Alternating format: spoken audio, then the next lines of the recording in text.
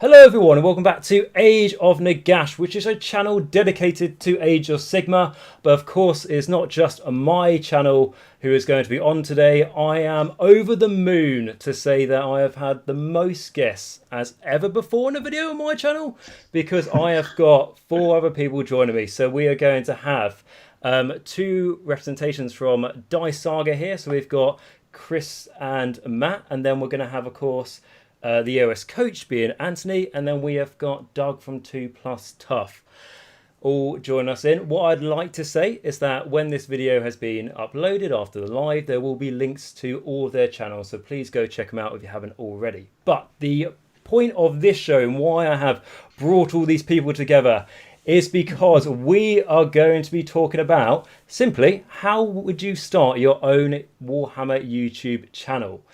And this is a question that I don't know about everyone else, but it's something that I get asked fairly regularly from subscribers and stuff. Just people who are curious, just to see like how much is involved. An echo of myself. That's fine. It's okay.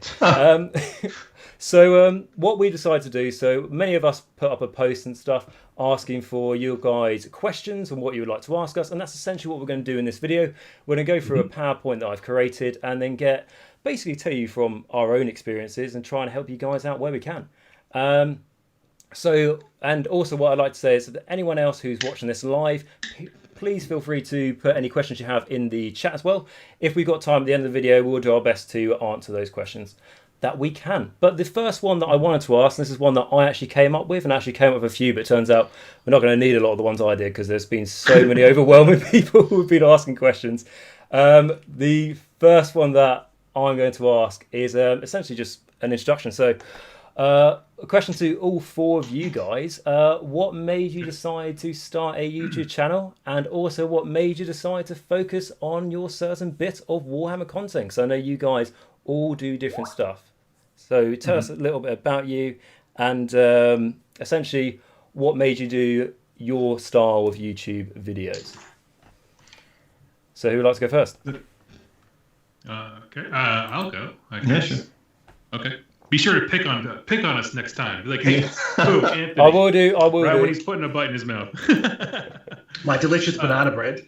There you go. So so for me, I don't actually really know why I started, to be perfectly honest with you. I was starting to like AOS, and I saw that there was nobody talking about it on YouTube because Fantasy Battles had just been sunset, and it was just a bunch of negativity.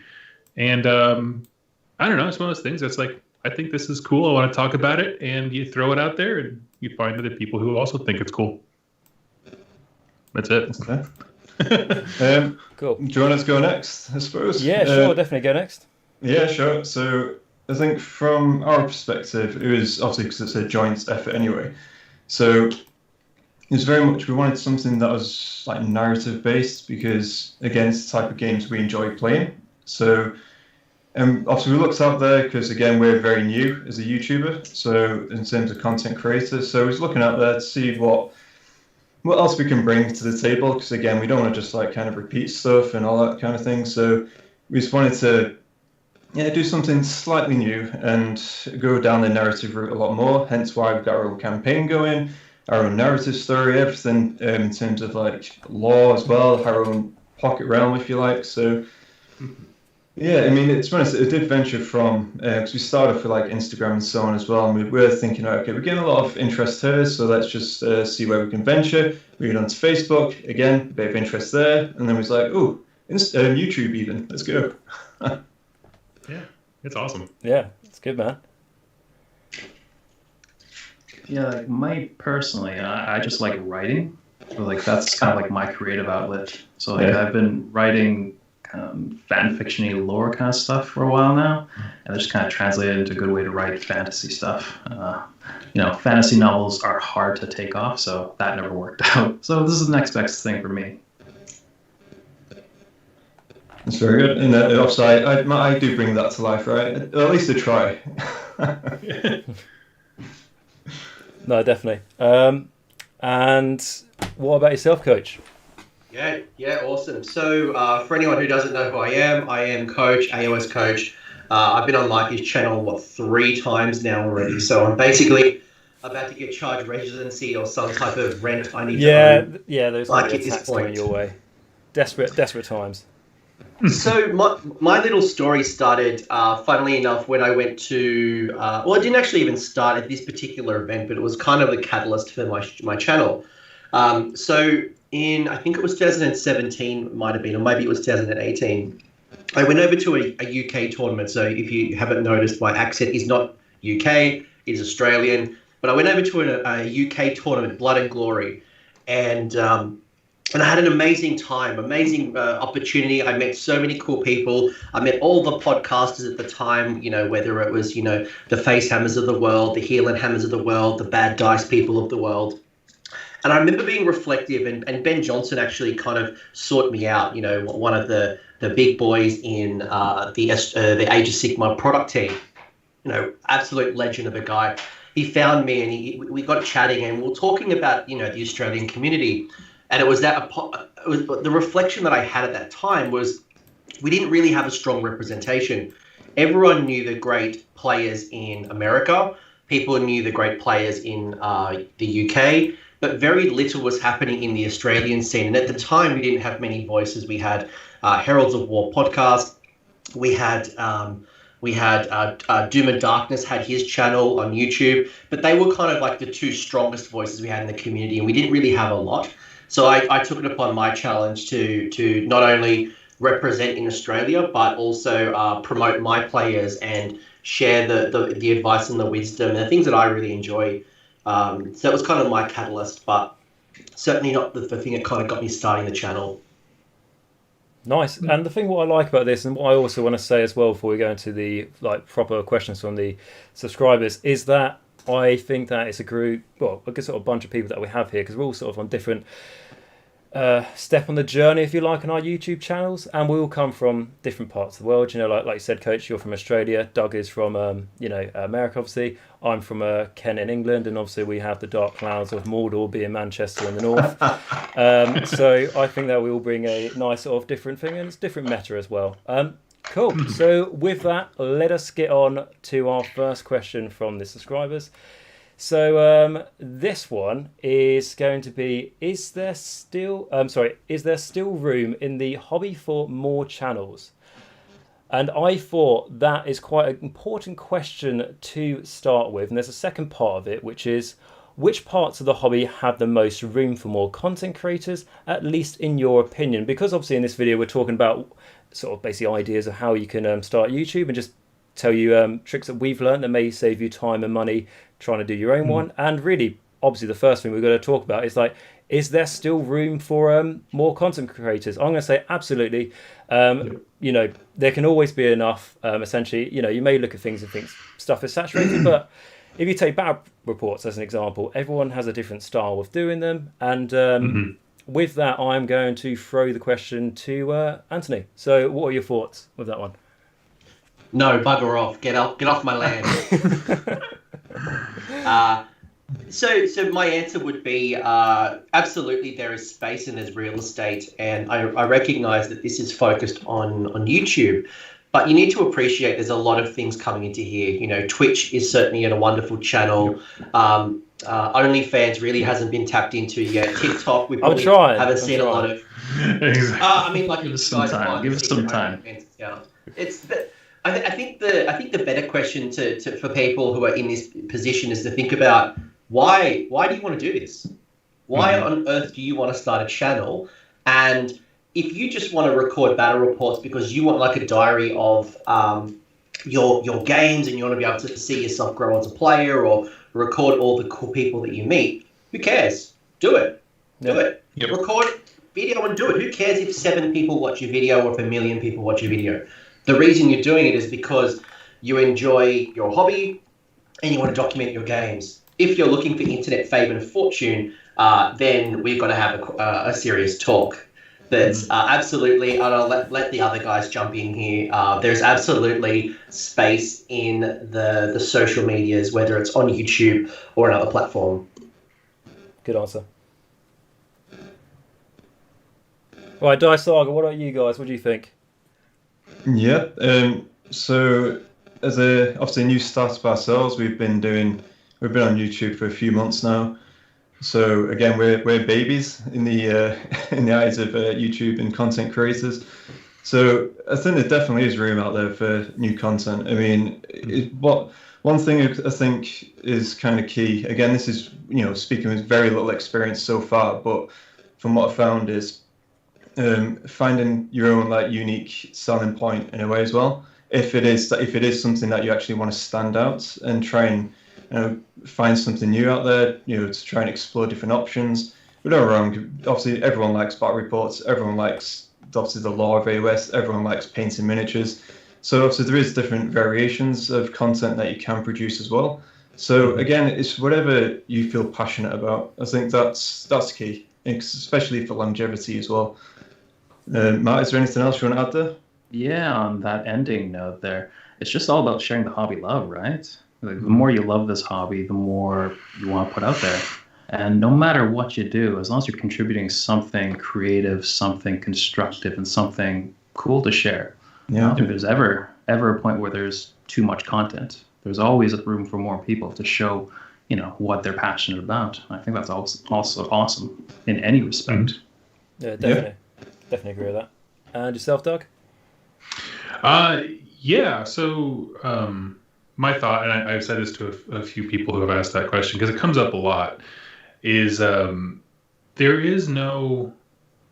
We're never going to hit a point where there's too much content for Age of Sigmar, and the reason is because there's no scarcity. But I mean, if you're a phone company and you are trying to convince people to buy like a Samsung over like an Apple phone, the limiting factor is the person who has a limited amount of money and they can only buy one or the other. But it works a little bit different in content because there's no reason you can't watch my channel and literally every other channel here, right? Attention is the commodity. It's not a limited resource. You can get people to follow you pretty much, we just have to be in front of them, and there's room for everybody. For example, Mini Wargaming is a very large content producer. They have videos every single day. I haven't watched them in over a year. So what that means is they're producing content, but it's not for me. I'm watching content from these people over here doing something else. So it kind of changes your way of thinking when there's no monopoly or capacity limit for content creators. You just kind of have to think about it a little bit differently. As far as Doug, how many flavors of ice cream is there? All of them. Yeah, no, absolutely. And we're making more every day. So, and then as far as the second question of what the second part was, what are some areas to get into? Is that what it was? Yes, the second part is which parts of the hobby have the most room for more content creators, at least in your opinion? My sort of thoughts on this though, and I think it was you, Anthony, who said it as well, is that everyone I won't say everyone, but us all here, we're on YouTube because we enjoy making the content that we want to make and we think will be helpful for other people. You really got to do what you want to do. I think you can try and tailor your stuff so it attracts more of a bigger audience once you've started YouTube a bit. But really, if you go looking for what specific type of content do I have to make to do a YouTube channel, I personally think that's the wrong question to ask. But that's just my personal opinion, because I can say we all do it because we enjoy it. And really, if I did this a little bit for I think a few episodes, as I started making content for stuff I think would do well, but I wasn't really enjoying making, and I had no motivation behind it, and you could tell when you watch the videos, and it just so I just wanted to interject that, and I don't know if you guys agree or disagree with that. It's a mix. Honestly, some of my most popular videos are the Start Collecting Box reviews, and I don't get it. I don't get why they're people love them so much, but I do them because people love them, and it has a benefit to it. But I also don't find them soul draining to do. They're pretty simple. So I don't know. There's a mix of you can meet people's needs if that need becomes apparent. I don't know. I mean, honestly, if you're talking about what kind of content has the most room, all of it. because you can put a different spin on anything, whether it's battle reports or tournament results or lore, that kind of stuff. Cool, On a right? slightly different topic, what content I would think would be nice or interesting to see would be more animation from Age of Sigmar. Because you see really good stuff from 40k, like Astartes. That series is amazing. If we saw something like that for AOS, that'd be so cool. Yes, Yeah, I want to. I start taking notes now. Hold on, what was that?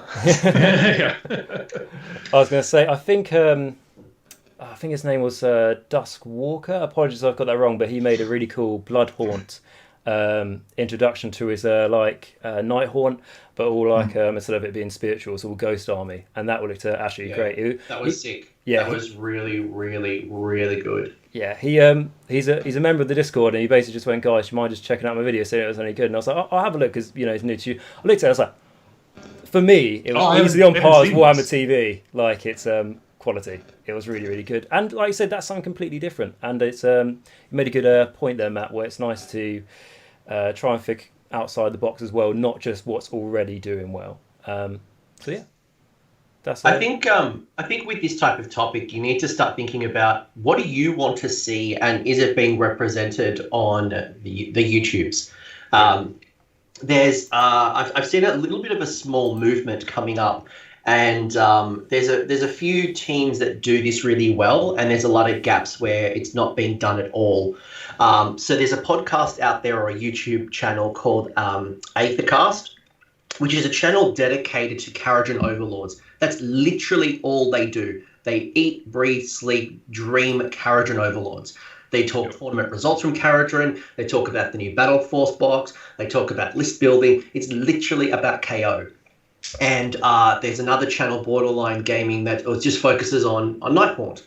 And I think when I start looking at some of even the more technical armies, and I'm not saying that these are the only ones, but I know Sylvaneth players are begging for a Sylvaneth channel, like someone just to focus on Sylvaneth.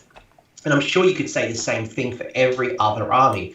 Now, the challenge is that the more niche that you go on YouTube, the smaller your audience. There's only a small amount of people who play Nighthaunt. So if you think about YouTube at a grand scale, and I think about a video that really broke, I guess, the Age of Sigmar and YouTube kind of algorithms, Haywo Twitch did this amazing cool video about every army in 16 minutes. Now, I think at the last time I saw that video, it had cracked over 150,000 views on YouTube, which is crazy. It's one of the biggest numbers on YouTube for Age of Sigmar. And it's been this year. A lot of the other ones were like, how do I get playing, or welcome to introduction. I think, Doug, you've got one that's cracked over 100K. But he did it because he not only broke through the Age of Sigmar community bubble, but he broke through probably into 40K. He probably broke it into gaming culture because of Haywo's kind of comedic, sarcastic personality. He was able to tap into a new market. So that the more broader that you go on YouTube, the more people are going to potentially watch. So as on the flip side, if you narrow down to a channel dedicated to Sylvaneth, there's only a certain amount of Sylvaneth players. So it's finding your space and finding what you want to do in the community, and not caring how many people watch. I've said this to a few people, the only people you're competing with is yourself. I can't compete with Doug. I can't compete with you, Mikey. I can't compete with Vince Venturella, because I bring a different thing to the table, and it's about how do I improve myself every day, not comparing myself to mini wargaming, to to midwinter minis. Like, you know what I mean? Like there's and I need to keep that kind of focus alive. And once you kind of understand that, you could do narrative reporting. You could do War Scroll analysis. You could have a channel wholly dedicated to Legions of Asgore. You could be making maps of the Mortal Realms. You could be role-playing Soulbound. I think there's a lot of opportunity for people doing Soulbound shows. There's so big of a internet following on Dungeons and Dragons, and people watching Dungeons and Dragons streams. There's not nearly enough Soulbound shows. There's just so much you could do. And I think once you start like liberating yourself, going, well, what do I want to see? What do I want to watch? the ideas come about. Because otherwise, you come onto YouTube and you see people like me talking about lists. You're going to see people like Doug talking about lore. You're going to see people recording their battle reports. And you're going to say, how do I compete with that? And that's not the question you want to ask yourself. Mm-hmm. One, I just want to piggyback off that, and then we'll get back to the questions. I apologize. But no worries. One thing that I said that Coach touched on really well was like, if you have an idea and you're like, I wish somebody would create X. The thing is, you are not special.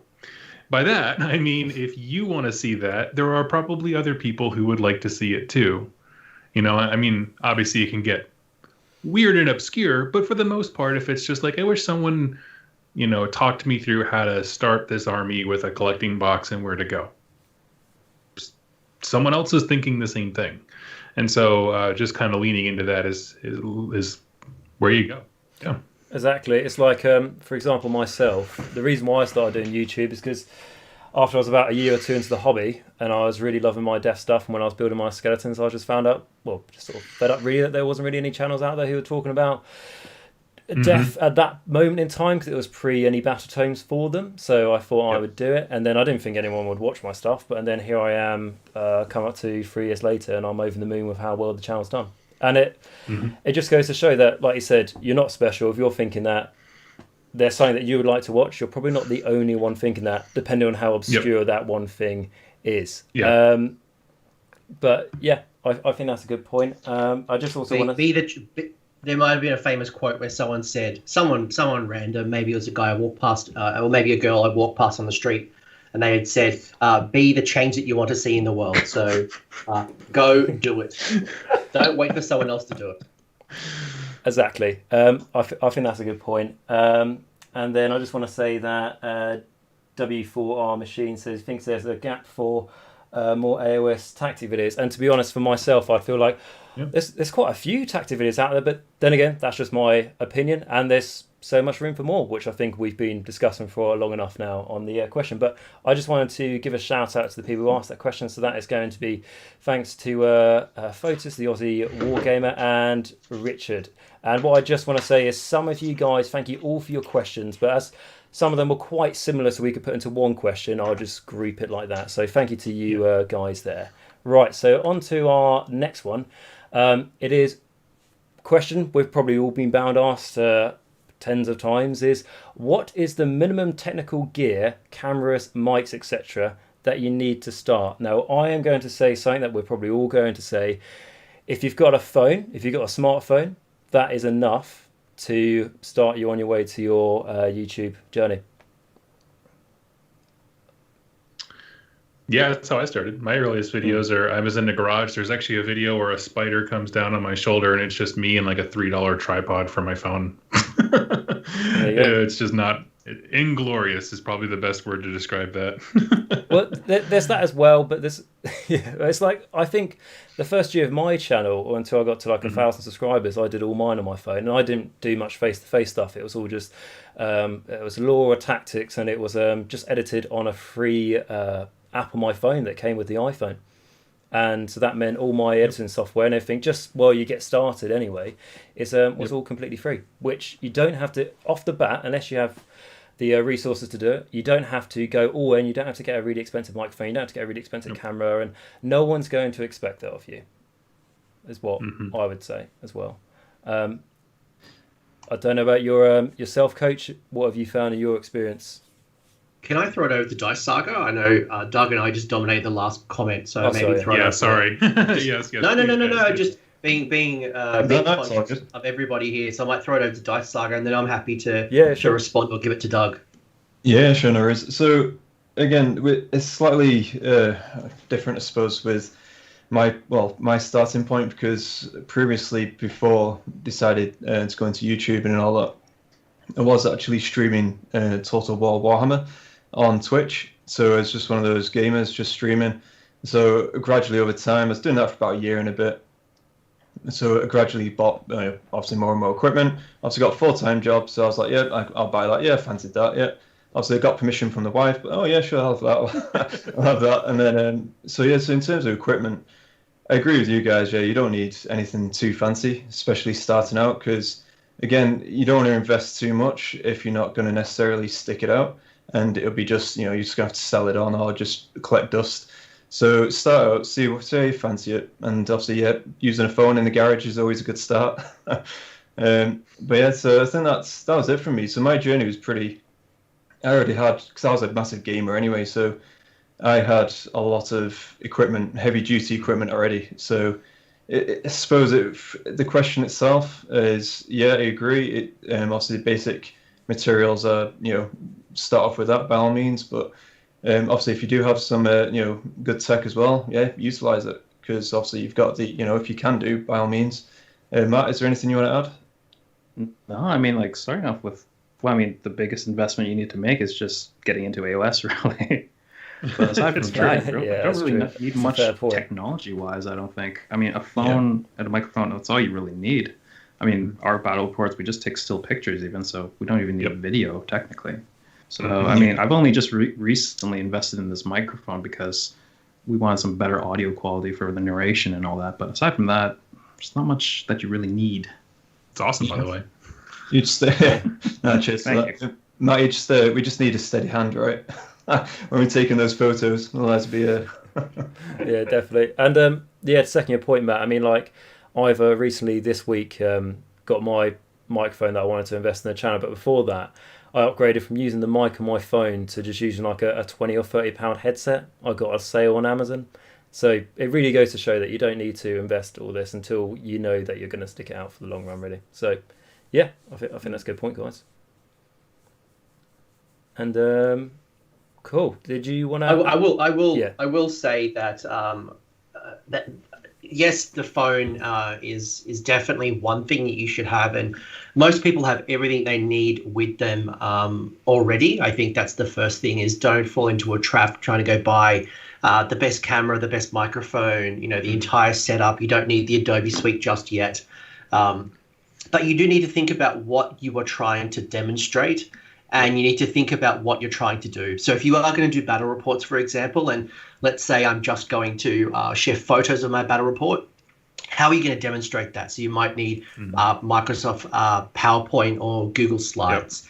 Yep. If you're going to do interviews like I'm doing, Mike is doing with us right now, you're going to need obviously a really good internet with both upload and download speed, but you're also going to need some type of way to do an interview, whether you use Discord video, whether you use Skype, whether you use Zoom. You're going to need some type of a facility, and they don't always stream to YouTube directly. So you're going to need something like OBS or Streamlabs OBS, which is a software that is literally letting Mikey do what he's currently doing right now. There are other things to consider. So the point that I'm trying to make here is that your phone definitely does allow you to do things, but it may not be the only thing you need to do. My microphone was my very first investment I made onto this channel. It's a Black Yeti. It's a Blue Yeti blackout microphone. Yeah, and it's the microphone I've had for 3 years now.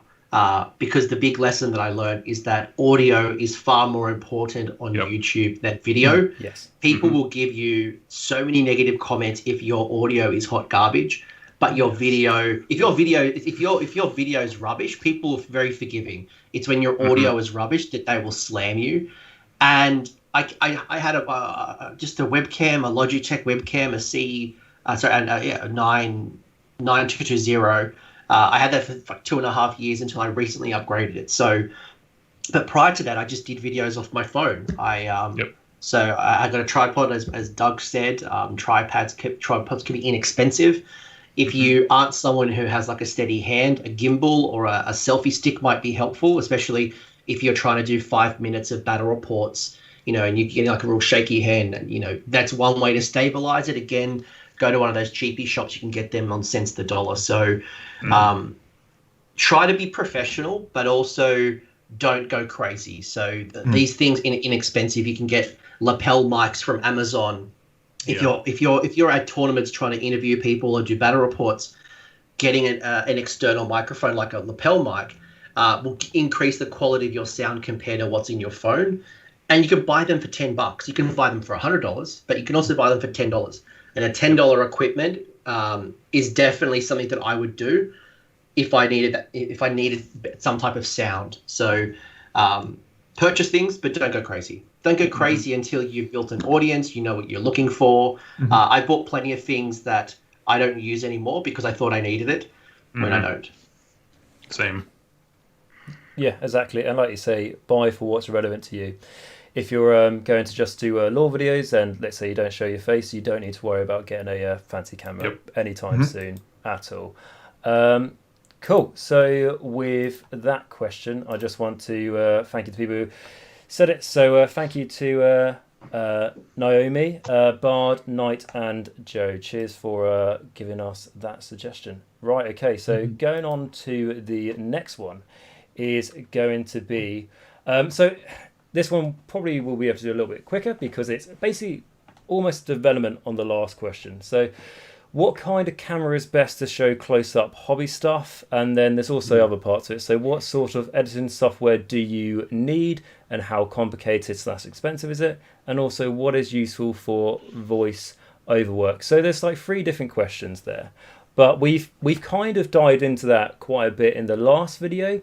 But what I'd like to say, talking about editing software, obviously you can be as fancy as you like, and it's something that I want to personally try and push a bit more. But I have never used a editing software that's actually cost me money. I've always used free stuff. For example, if I do my typical videos where they're not like live streamed or anything like we're doing now, they are just using the photo desktop app you get free with Microsoft, which is not the most fanciest kit, but to be honest, it has nice big buttons and it's really simple to use. And it does the job well enough for me where I am. But so I'm just trying to show that you don't have to, like you said, Anthony, you don't have to get like the full kit straight away and everything like that. But this question I think is more for a bit like, okay, I've started. I've maybe been rolling for a little bit now.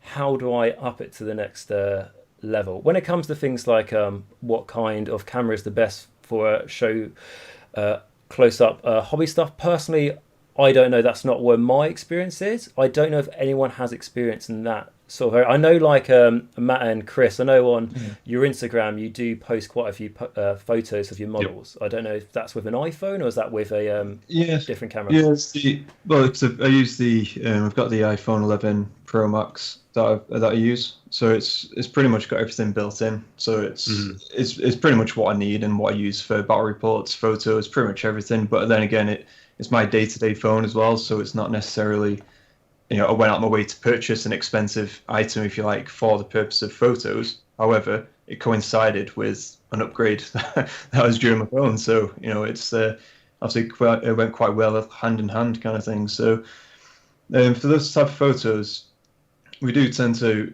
use obviously mine in terms of when we do battle reports and photos, but Matt, obviously you've got your own as well that you use as well. So I feel my camera's not that good.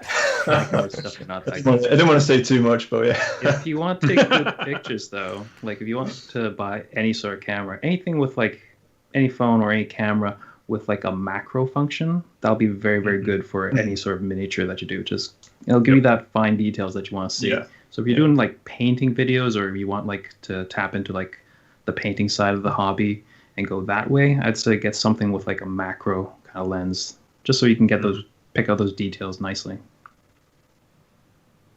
Yeah, cool. And I think that's also what you're saying as well, is that if you happen to already have, the latest iPhone or something like that, or even I've got an iPhone 10, don't immediately straight away jump to I have to buy a separate camera for my YouTube stuff. Just you can reuse what you're using in your daily life. Yeah, sure. But yeah, do you Doug or Anthony, do you have experience with that sort of thing? So I know your channels are a bit different to model showcasing and all that sort of thing. For sure. I have a digital camera here. Honestly, I'm not the photographer type, like at all. When I do post pictures of my minis, it's usually with my iPhone. I have whatever the newest one is. And that's about it. This is mainly the one I have a Canon EOS 5. And it's basically, I use it for streaming, and I also wanted something portable as I was getting ready to go to a convention. So again, that's just like what Anthony was saying, right? Your needs dictate what you buy. So yeah, I honestly don't have a whole lot to add there, but no, sorry. No, I think both you guys from Dire Sagas gave quite a good response to that as well. I will say though that again, it kind of goes back to your why. What are you trying to do, and why are you trying to do it? So if I'm trying to do, let's say, hobby hangouts, for example, you might think that you need a really good phone, but there's also other considerations like your lighting. It also needs to consider how you're going to get a really good zoom in to your miniature. So that could be a gimbal, it could be a phone stand, it could be a tripod that you kind of, I think it's called like a boom mic, where you can kind of mount your stand on your desk and it kind of bends over and you can get a closer image. But at the same time, it might be turning off autofocus on your phone to get a more manual aperture on your whatever you're trying to stream or whatever you're trying to take a photo of. I know there are apps out there, and I use a couple of different apps to get better pictures than the native iPhone app as well. So there is a lot. Again, what you already have is usually enough. I've got a softbox lighting box to help me with my miniature photos if I'm going to do that type of thing.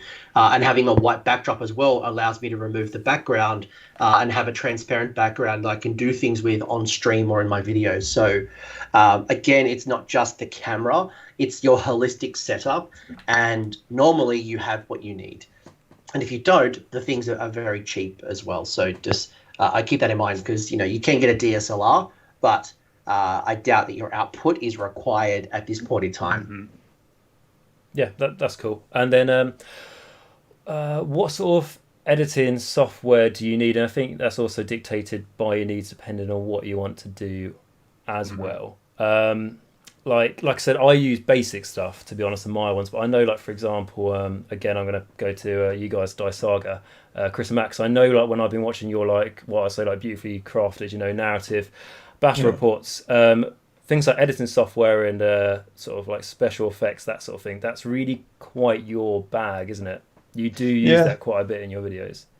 Yeah, so starting out, again, we were using it's a free, in fact, I'm just looking at my desktop right now because I haven't used it in a while. The actual name for it is Shotcut, and that's a free editing software. So again, anyone can just download it, use it. Obviously not sponsored by them by any means or anything like that, but it's one that I use starting out, and it got a lot out of it. So, but obviously, if you want to then move on, the next natural step, again, because I'm on the phone quite a lot, I started browsing through apps, and I came across another one again, which was Video Leap, which. Again, that was actually very useful, and I have basically been using that a lot recently. In fact, I think I actually recommended you that obviously in the past as well. Again, try it out, see what you think, and if it's something where, again, visual effects is something that you're going to look to utilize, by all means, obviously try it out and see what you think. But obviously, there's loads of material, loads of different ones out there. Again, I just did my own research. Also, you guys, obviously listening, interested in doing a similar thing, do your own research. You'll come across plenty of material out there. Mm-hmm. Yeah, definitely. Is there anyone would like to add anything else about their sort of like editing software they use and why they use it? I use a couple of things. So I'm always complimented on my thumbnails. I'm very proud of my thumbnails, but I make that in PowerPoint. I make everything, all my art stuff is done in PowerPoint. So I like to think that I'm the general manager in my company of PowerPoint. And through that practice, I'm able to do some really cool things. Again, most people have PowerPoint either on their work or their home computers. If you're someone who's not as creative or maybe not as comfortable with PowerPoint, there's places like Canva, for example, that can help you with your imagery, your thumbnails. They have preset templates that you can tap into. And then when I edit my videos and maybe I produce some things, I do a lot of live streaming, but I also do, on occasions I do make an offline video. And I have two softwares that I use. One is Filmora, so Filmora. And the reason I chose Filmora, and as well as there's another one I chose called Coral X, or it is Coral Studio Pro X. Both of those are very valuable because I guess the premier software editing suite is Adobe, but Adobe is quite expensive. It's like, I think from McCall, like $50 to $100 a month subscription, where both of those softwares I spoke about, Filmora and Coral, they're one-time purchases. So I pay like $100 or $60, and I have it for as long as I need it. So for me, that and the revenue generation from YouTube is not. I can't justify buying Adobe solely for it. If I was a graphic designer and I was doing other things on the side, absolutely it'd be fine, but not for my use case. So buying a one-time purchase, and Filmora does everything that I need, and it's wonderful. For me, I do everything that I do through Filmora. I can't recommend it highly enough for a few reasons. Obviously, I don't get paid by them or anything, but everything is drag and drop, so it's really quickly. Before we did this, in 30 minutes, I recorded, edited, and banged out a video for this week. But also, and this is more important, is like they have a YouTube channel with hundreds of hours of tutorials, and so with every piece of equipment that we're talking about, like when I got this camera, I didn't use it for 2 weeks because I had to learn how to freaking use a camera. I'm not a photographer. I don't know, whatever. But I had to figure all that stuff out. And so having that huge database of tutorials to walk you through things step by step was the real value maker for me. And it's incredible. It's very simple. Can't stress that enough. No, that's good, and it's great to see. And I think like when you watch all of our content, you can see how it's a little bit different now. We can all put our twists on things, even if we're using very similar sort of software as well, which is good.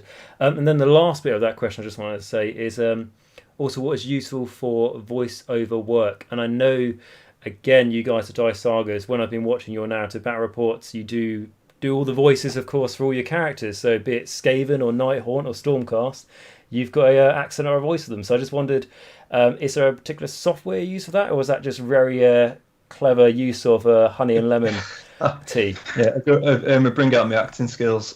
But in all honesty, I do the Skaven and the Nighthaunt and other characters, obviously, either, for instance, for those ones I mentioned, I do it myself with obviously my own voice. No, there's no voice box or anything like that.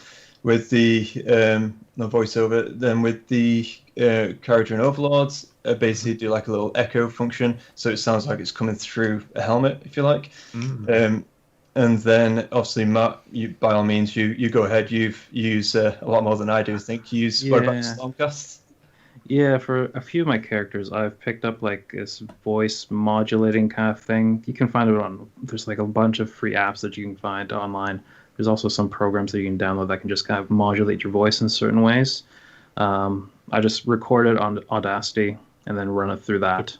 Basically, that's it. Audacity is probably the most important bit of it because it's probably it's a free editing software, and it's also fairly high quality. You can do a lot of things with it. Yeah, it's what I use for same. It's great. It's free and it's fantastic from what I've used. Yeah. But no, that's cool. Anyone got anything else to add to that? Are we happy to? I'll quickly say you gave us that question, and then we'll move on. There is a software that I use occasionally called VoiceMod. It might be what Matthew's referring to. They have a bunch of free things. You can do it on your phone as well. There's an app as well as actually, I think there's a small amount of money, you can like one-time purchase it. And it'll actually integrate through your microphone, or if you're streaming on Twitch, you could actually be doing it for a long period of time. So they have like 50 or 60 different characters. There's a whole bunch of voice modulation type softwares that I'll tap. So VoiceMod is the one that I'll use when required. No, decent. That's all good. And so thank you very much for that question. Again, there's quite a few of you asked that question and similar ones to it. So that's going to be a thank you to Rob, Pete, Bard, Joshua, Richard, Jack, and Michael. Thank you very much for that question. So going on to the next one. This one I thought was quite interesting and definitely worth talking about was, where can I get artwork to use without stealing it? And where can I get music without stealing it? Because art was a bit of an interesting one, but if you look at like a lot of our videos, we tend to have some sort of artwork. Like I've got a picture of Nagash behind us all in this one, for example. And I know music is a big ask as well on YouTube because of copyright problems that definitely can be there. Artwork, I've personally never had a problem with that. I've used a lot of Games Workshop artwork or that sort of thing. I've never passed it off of trying to pretend that I've created it. but I've never had any strikes or warning against artwork. But what I would say is music. There is, I can't remember the name of it now, to be honest, but there's plenty of channels actually on YouTube who specialize in free YouTube music that you can monetize your videos with. And I know YouTube itself has actually got a library of music you can use that won't get strikes against. So it can definitely be a big problem, because you might go, I love this, I don't know, metal song or that sort of thing. I want to have it like as an intro to my video, get, everything, motivated for it. And then you'll put it up and then they go, can't be monetized. Or, for example, I had, I think it's Powerwolf. I used one for my tributes, as that's something I've been doing quite a bit lately. And the copyright ban on that meant that video couldn't be played in America, which was quite annoying. It wasn't just you can't get your 50 or £2, 50p or £2 from it. It just couldn't be played in America, which was kind of annoying. So it's definitely a good question, and it's definitely something you can look up on YouTube. I don't know if any of you guys have anything else to add to that. Well, America's only a small part of the world, so it's okay. You're not missing out on too much there. It's only a tiny bit, yeah. We are the world. I'm just playing. So on that, so I think really what the question is like, what is fair use? Yeah. And a lot of quite frankly, what we do is like we share, or I guess I should say a lot of what content is regarding this hobby is reviewing and sharing product information for consumers. Like even if I just talk about lore from Maggotkin, the Battle Tome, for example, I'm still talking about a Games Workshop product, and I encourage people to go buy it, and that's functionally what it is. So I've never had a problem with using artwork. The only thing I would add on that one is just always try to find the largest size images so the resolution looks good. And then music, I use Audio Library is what it's called. It's the YouTube free stuff. All you have to do is just take the little information they tell you to copy and paste so their system doesn't flag you as stealing. And you throw that in the description and you're good to go. Yeah, that's the only other thing I'll add is there are a bunch of royalty-free music that you can tap into as well. So on top of it, literally what Doug said, so I'm very big on crediting. So if I use Games Workshop imagery, it might be worth putting in your description, for sure. Some type of, this art is Games Workshop, when it's something like that. I don't remember the exact language I use, but there is also royalty-free music. I know the name Kevin MacLeod, probably most content creators know who that person is. They create short and long-form audio that is all 100% royalty-free, as long as Doug said, you put in the appropriate credits, and I'll actually give you the exact credits that you need to copy and paste into your content. So if you are looking for sound effects, you're looking for some, like if you listen to Doug's videos, for example, you'll normally hear some really nice background music at like 10% or 15% kind of sound volume. It's normally from something like that. And it's probably last bit on that was don't be afraid to obviously go out there and ask other actual people who do produce this music whether or not you can actually use theirs as well. I mean, I've done something very similar, and obviously I don't mind shouting them out as well, but I'll try and pronounce it anyway, but it's Feslian Studios. So this is a guy who creates obviously his own content. He's got his own sound effects, his own music library, and literally just reached out to him and said, hey, really like your stuff. Is it okay if I put it in my YouTube? And he said, yeah, sure. And there you go. And happy days, I was using it. So right. Yeah, so just don't be afraid to go out there and ask. And in terms of artwork as well, obviously, mirror everything these guys have said, especially GW content.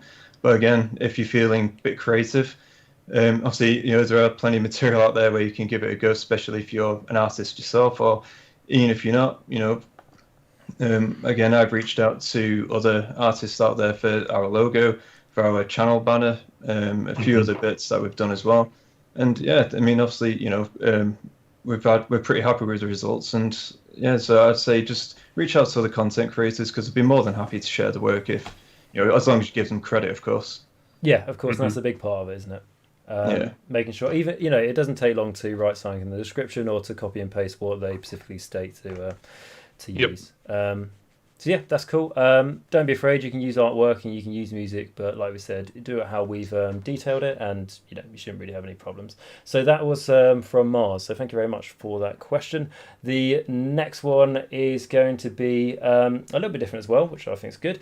So it says, is frequency and consistency of releasing videos the most important thing to consider when just starting out? Also, how many should you put out to keep your content engaging? So I can see you already shaking your head, Coach. So I want you to take this one first. So it's a double part of this. So the first one was schedule, correct? Yeah, how often should you, what's the frequency of putting out content, essentially? Whenever you're ready. Whenever you're ready.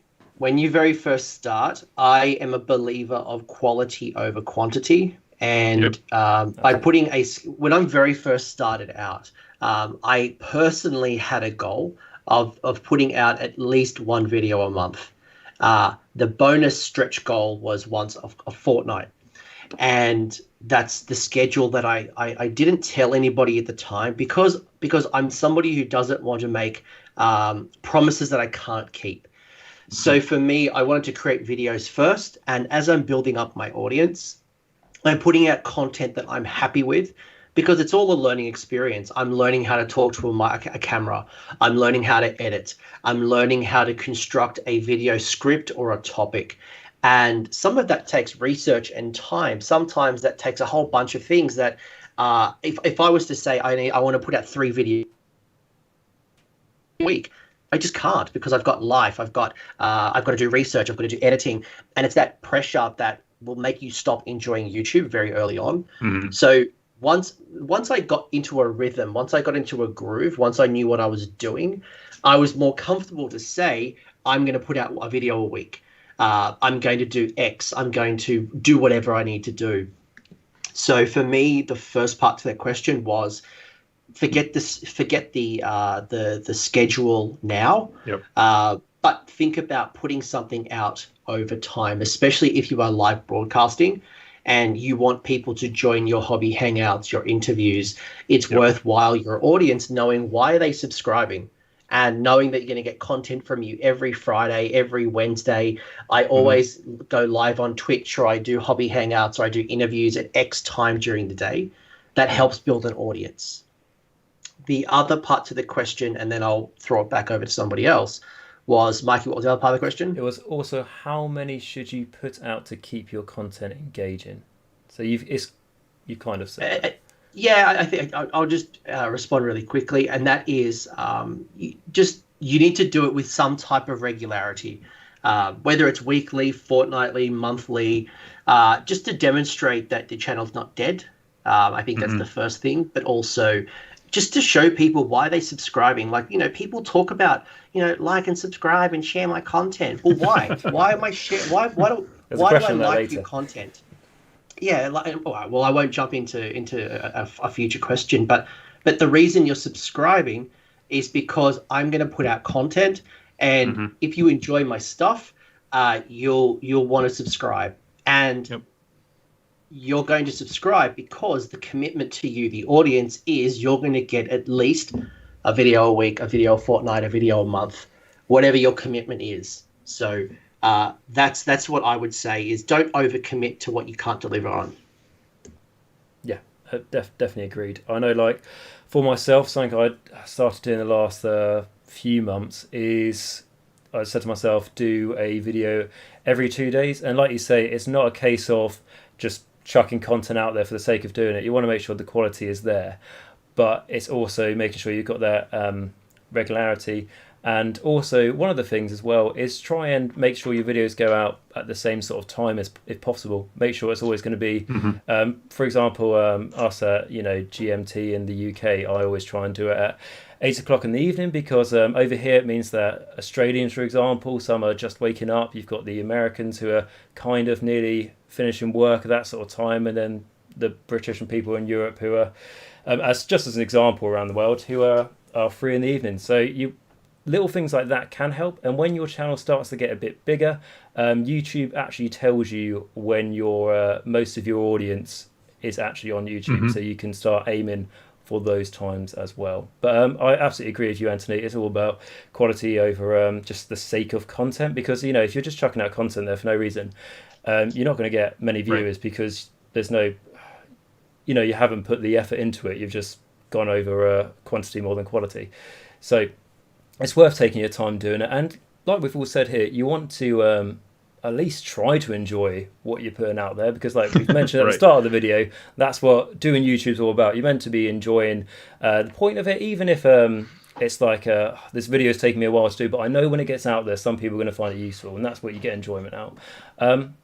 Cool. So I know I just jumped in there, but what are other people's thoughts on this question? So sort of like frequency and consistency of releasing your videos, and also how to keep it engaging. Because I also want to ask yourself, Matt and Chris, as well, because I know obviously you're a bit newer on YouTube than some of us. Obviously nothing wrong with that, but you guys have been big on Instagram for quite a while as well.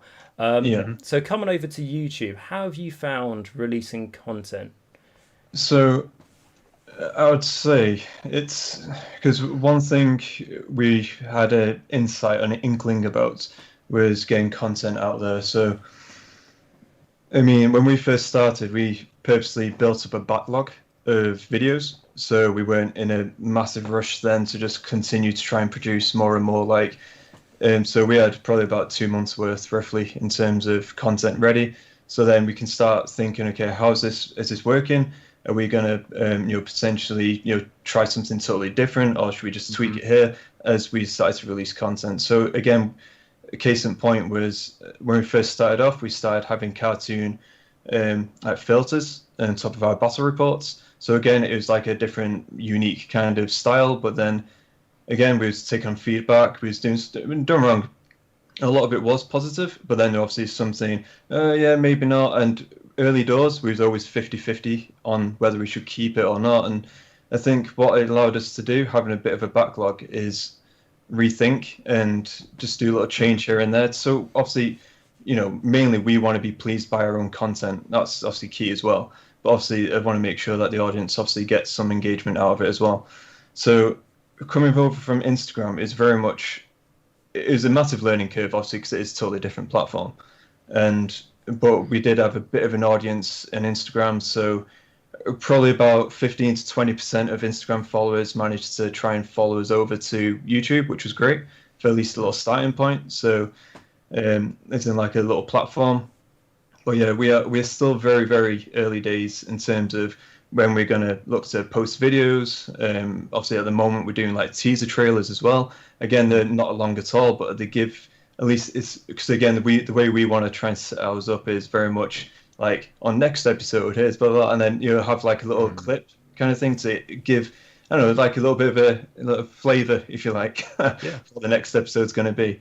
So again, it's something different. Again, it's very quick, but it's something where, again, it's not producing content for the sake of it. It's very much, there is a purpose behind it. So again, we're still coming to terms with frequency as well, because at the moment we're doing one a week. But obviously with personal circumstances, work, life, everything, whether that's sustainable is another thing altogether. So we're still learning that at this point. And obviously Matt, I can see you smiling right there. So I think you missed off the biggest factor in the moment, which is the lockdown. Oh well, yeah, lockdown, everything. Yeah, that's where I think you came in a lot though. Our backlog helps. Yeah, exactly. It we haven't actually the played best since. time. We haven't played since September, I think, haven't we? Yeah, exactly that. Yeah, so Don't it's get away. definitely the best time to start a YouTube channel, to be honest, especially the content we produce. But there was other obviously flavors as well that we're looking to do, which is obviously a lot more like character building, like narrative, obviously characters, armies, how the pocket realm was established, that kind of thing. So we're going to be exploring a lot more different parts of this. So again, we're learning as we go, pretty much, and I'm pretty sure that probably never stops. But at the same time, very much early days. We're just learning every time we release something, the feedback, comments, everything, and so far, to be honest, that we are enjoying it. Well, I say we. I'm speaking on behalf of them, Matt, but I'm Hope kind of so. liking the breaks I'm getting from lockdown, though, in the sense that I can have a lot more time to write. Oh, yes. Write what I want, get the lore out and everything. Just so it Yeah. doesn't look like it's just hashed together really quickly. Because I Right. want to spend time and get it quality. That's the main thing. Quality. Yeah. When it's ready, it'll come out. Yeah, very much so. And yeah, I think that's. I think we've covered both questions, right?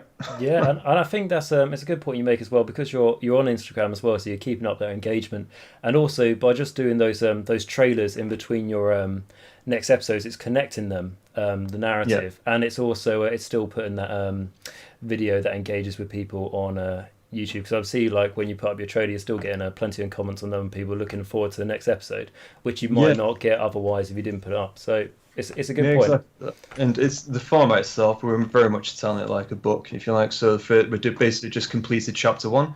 So the next video that's out is a summary of chapter 1, what to expect in chapter 2, and then obviously we'll start, bleeding into that eventually. So, yeah. That's cool. Oh, cool. And what about your self, Doug? What are your thoughts on it? Would you like me to read you the question, or? If you could, just because Yes, it's been no worries. So answered. it says, is the frequency and consistency of releasing videos the most important thing to consider when just starting out? And then the second part is also, how many should you put out to keep your content engaging? So I know you've been doing it, I don't want to presume, but maybe the longest out of all of us, I would probably, I'm trying to think, probably got quite a bit of experience in this area. Yeah, so what I would say to the first question is absolutely not. Honestly, unless you want to do like YouTube like full time or start making real money off of it, frequency is not that big a deal. To be perfectly honest with you, consistency is like I think Anthony, his awesome idea of just one a month, just do that. Just to give people some sense of when to tune in. But frequency in terms, because like I put out 5 pieces of content a week. I do that because I play the YouTube game, because I do this full time, and that's what YouTube rewards you for. But if that's not your goal, just put out whatever you feel comfortable, when you have something to say, when you have someone you can help, that kind of stuff. It's certainly, when you're just starting out, it ranks very low on the priority list. Is that how I'll put that? Yeah, that's good. And also, something that can happen if you go too fast, too quick. I have heard a lot of the times, you can burn out on certain content and everything, and that's the least thing you want to do. As trying to be too motivated and then you lose your motivation is definitely not what you want to happen. Has anyone got any other last? Yeah. I'll just say one final thing is that as you're starting, it is a learning process. So you are learning, you are constantly learning. So be open to feedback, seek feedback out, and YouTube rewards engagement. So at the end of the video, during the video, tell people if you like this video, leave a comment. If there are things that you want to hear me speak about, if there are things that I can do better, get that feedback, because that also, one, helps you learn, but two, will actually promote your video more, because you're telling YouTube, hey, people are engaging with my content, other people might like it. So that's why when people say like, share, and subscribe, you're trying to create engagement. So first, get feedback. Two, don't get too far ahead of yourself. So when I was recording, when I very first started, before I started like live streaming and doing things like that, I would record a maximum of 2 videos up front. And the reason I would never get further than 2 videos was because I'm always constantly learning. And through feedback, through learning, I can then implement them in future videos. If I get too far ahead of myself, then I'm denying myself that opportunity. And then I'm watching a video knowing that I could have done better, because I've now learnt a new trick. I've now got a new tool. Someone's given me an insight that I can't implement now because the moment's passed. So don't get too far ahead of yourself is probably what I would wrap up with. That's a great one. Yeah, definitely. And it's and like you say, one of the big things about being engaging and stuff is like if someone puts like a nice heartwarming comment on your video, if you've got the time, don't just press the like button, reply to them, have that little bit of nice engagement there, and people definitely do appreciate that. Not if you have the time, make the time. Make the time. If someone has left made a couple of minutes in their life to leave a comment to you, the least you could do is reply back. Yep, exactly. Well said. Well said.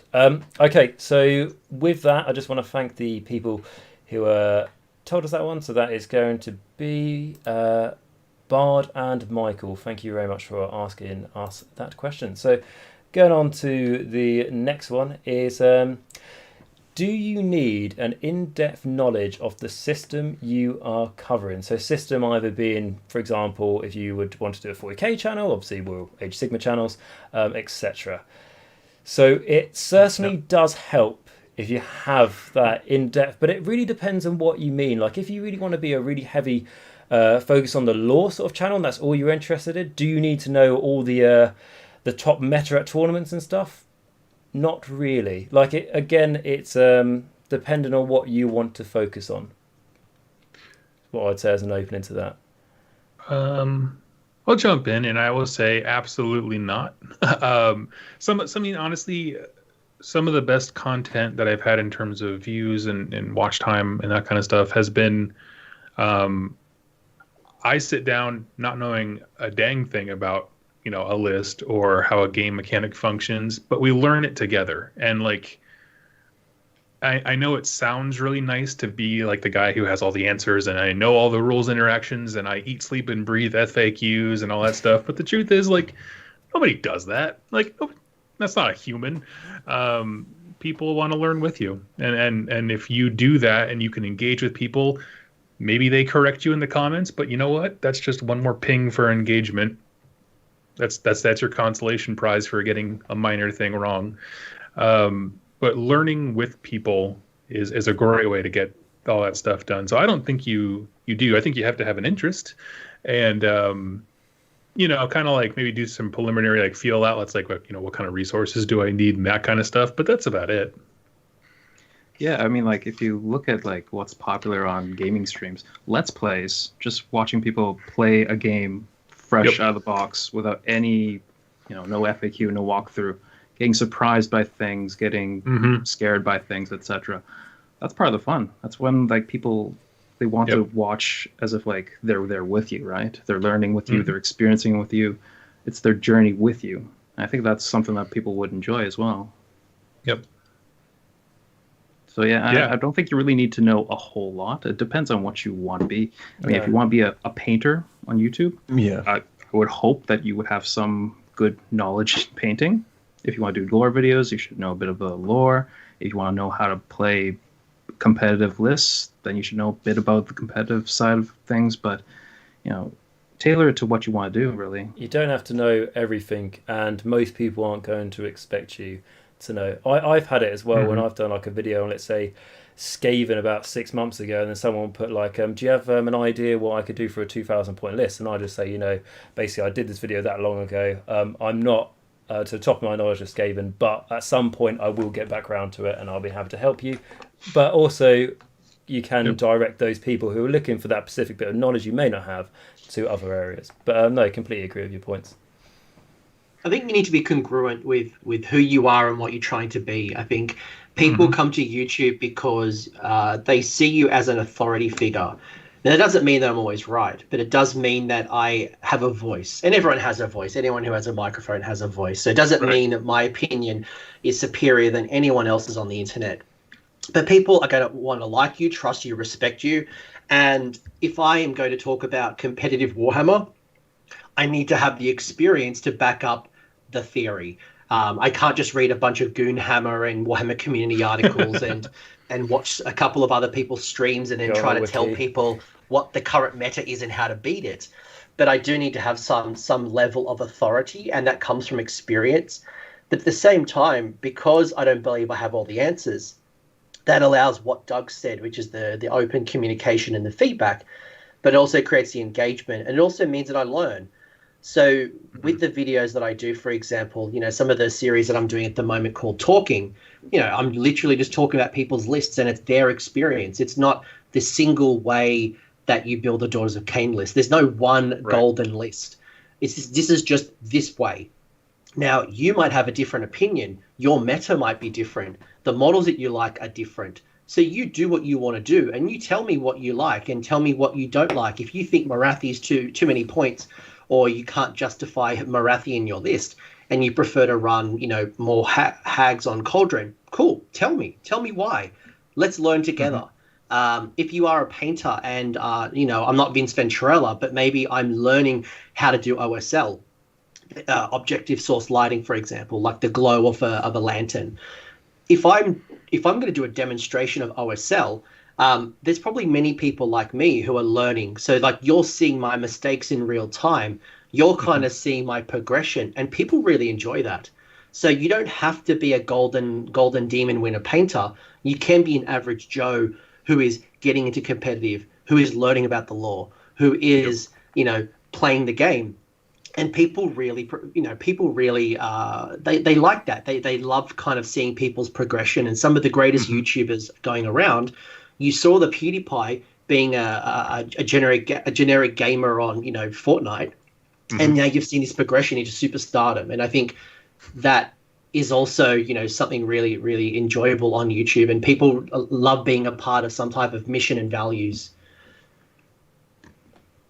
Yep. No, yeah, that's a good point. Definitely. And yeah, I think we've answered that quite nicely, to be honest. With that one, yeah, no one's going to expect you to know everything, and like you said, Anthony, as well, that can also be part of the charm, really, with it depending on what you are reviewing, I would say. One final comment on this point is anyone who does interviews like I do will notice that people can often get starstruck on webcam, and that includes you. You will forget things. You will stop recording and go, oh man, I forgot to say this. I should have said this. Or why didn't I talk about this? Well, sometimes it actually comes down to your preparation and comes down to some of the tools that help you demonstrate your subject matter expertise. So it's also it's not always just knowing it. It's being able to demonstrate it. So having tools, and might be a question that comes up, look for ways that you can demonstrate that in your videos. Whether it's notes, whether it's the research component, whether it's imagery, whether it's some type of, some things that you can use to kind of prompt maybe some of the things that you really want to nail in your video. Yeah, definitely. And there's a question on that later, which we'll get to. So for that, thank you to the question. So that's going to be Trog the Cranky Wombat, what I think is a fantastic name, and Joe as well. So thank you very much for your question. Going on to the next one is, again, this one's a little bit different to what we've covered already. So what were your biggest mistakes when starting up? Common misconceptions as a whole, things you wish you knew when you started, and from what you know now. So I know those are like three separate questions, but they kind of are the same thing. So essentially, what do you know now that you wish you knew before you started? And what are your sort of like common misconceptions of what you thought your YouTube journey was going to be like, maybe? So I'm going to chuck this one to Doug. So what are your thoughts behind that one? Do you want me to read you the question? No. That was just that's a big one. I know, starstruck. I would say biggest things that I wish I knew now. One, audio is far more important than video, which we talked about before. I would say the first time you get acknowledged in public is going to be the weirdest, most surreal experience of your life. What else? I mean, just starting is the hardest part. Like, I mean, honestly, it was something I wish that I had known was you need to just put a video out there, no matter how crappy you think it is. No one's going to watch your first one because nobody cares about you. You're a nobody on the internet, a sea of billions of people. But the act of putting something out there, and then you pick one thing that you did and you make that better for the next video. And you just keep that process going. Pick one thing, improve it. Pick a thing, improve it. And it'll just grow over time. I made the mistake of just burning myself out by trying to improve too much too quickly. And yeah. No, that's a fair enough answer. Okay. It was so quiet. I was like, did I just disconnect? Keep going. Keep force you on. No, that's fair enough. I think, to be honest, I think a lot of our responses to that question are going to be fairly similar. And it's sort of stuff we talked about already, where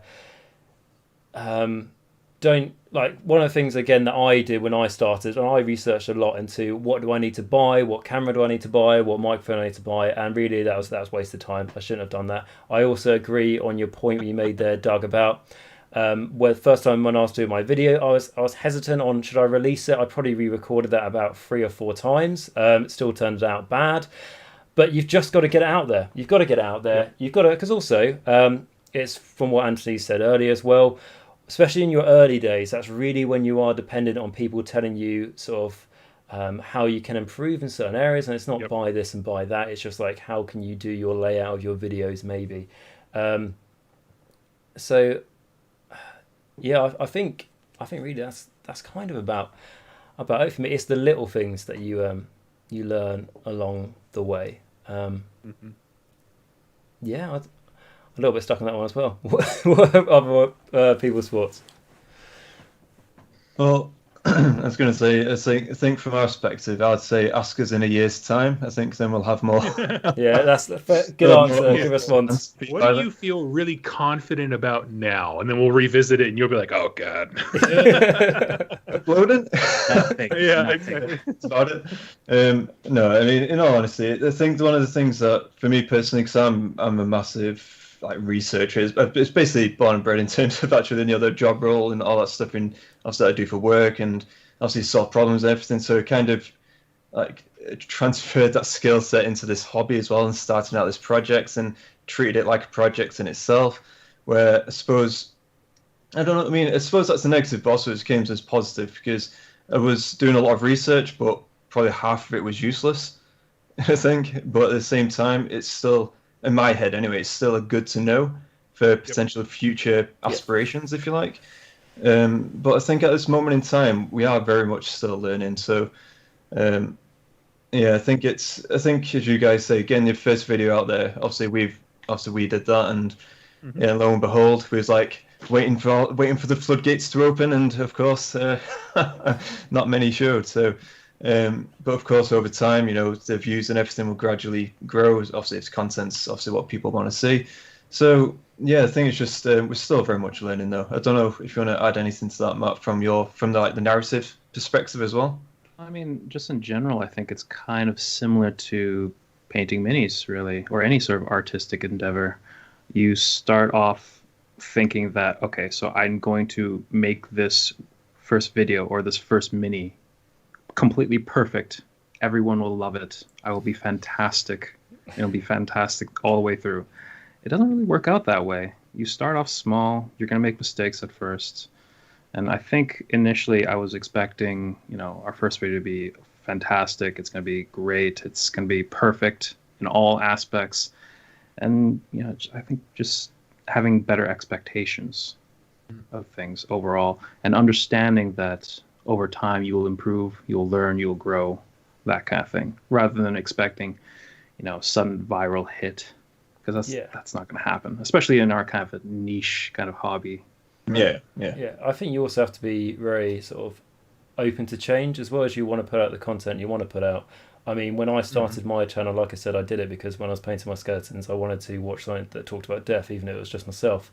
And then it got to the point where I essentially completed everything there was in death, and then I had to then move on to look at the other sort of like grand alliances of Age of Sigma. And then by the time I moved on to that, then death got a huge update, and then it's like I jumped from that stone back to this one. So I sort of got to be ready for those changes. We're in what we talk about in Warhammer as a whole, especially in Age of Sigma, it's a very new game as well. So depending on what aspect you're focusing on, but even if it's the game or it's the lore, it's very changeable. So we're not all talking about, for example, Warhammer Fantasy. Nothing wrong with Warhammer Fantasy at all. But as I look at that as a sort of a game set in history, we're talking about a game that's ever changing. So just be prepared for your...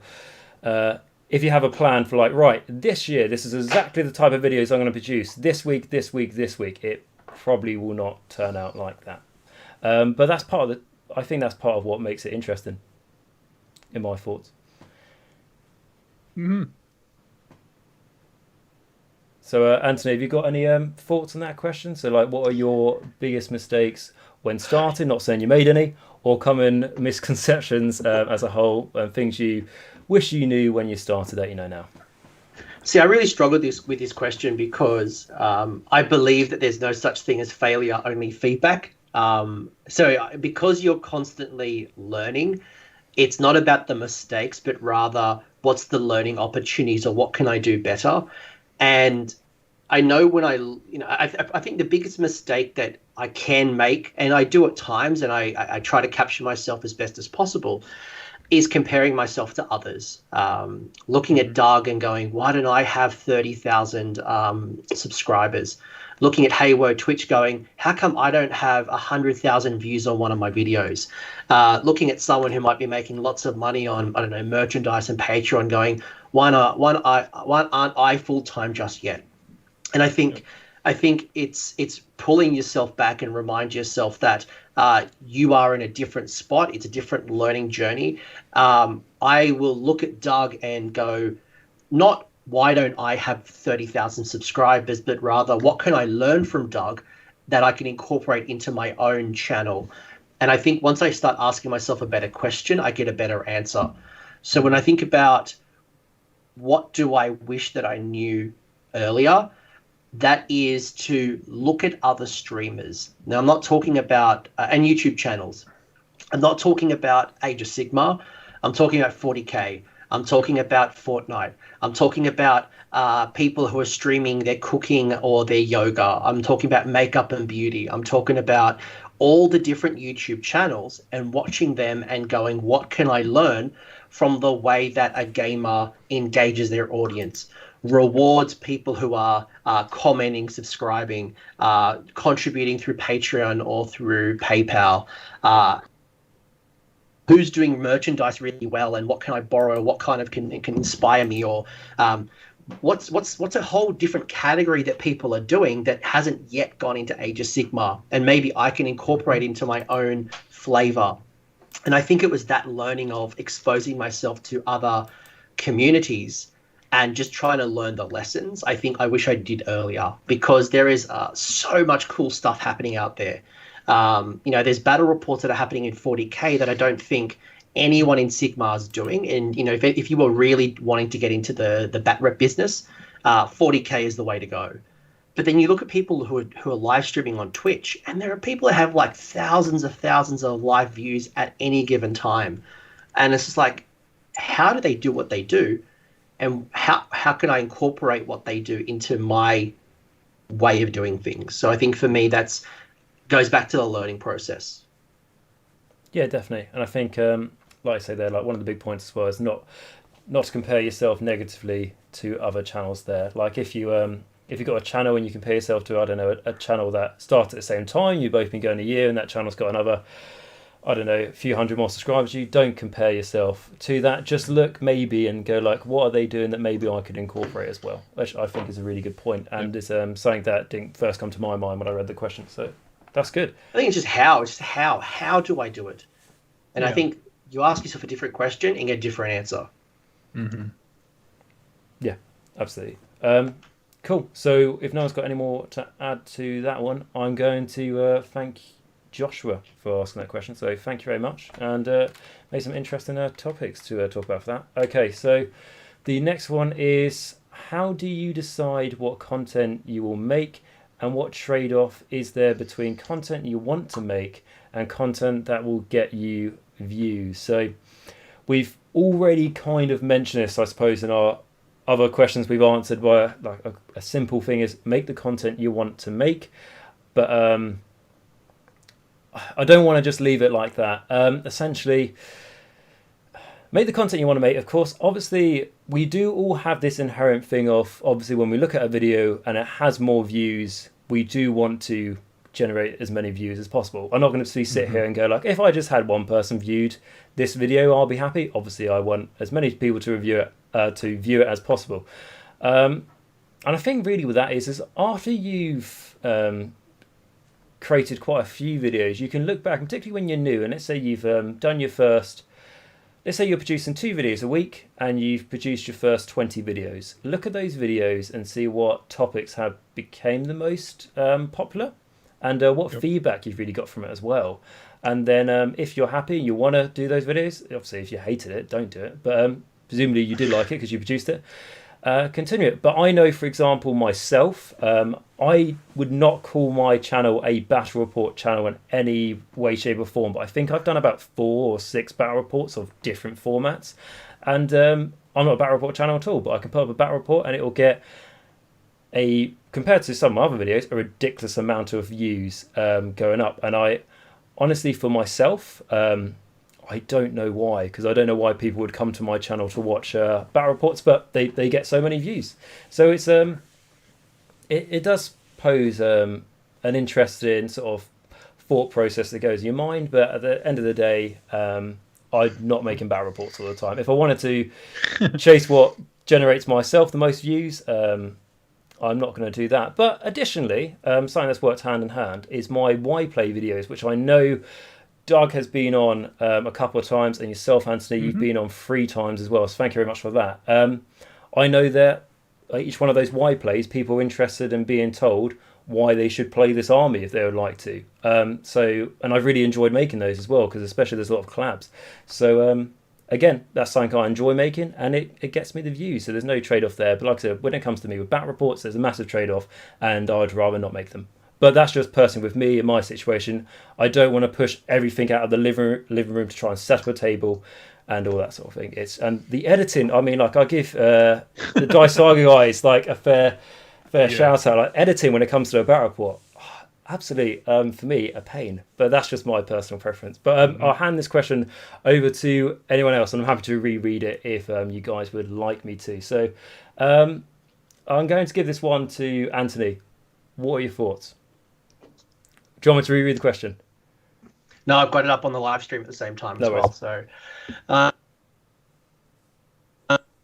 So the first thing I would say, actually, no, I want to throw it to Doug. Doug, I ended the last question, so I feel like people are sick of my voice by now. So I want to throw it over to Doug, because Doug has this ASMR voice that is just so soothing to the soul. It's Bob Ross and Barry White in Age of Sigmar kind of combined.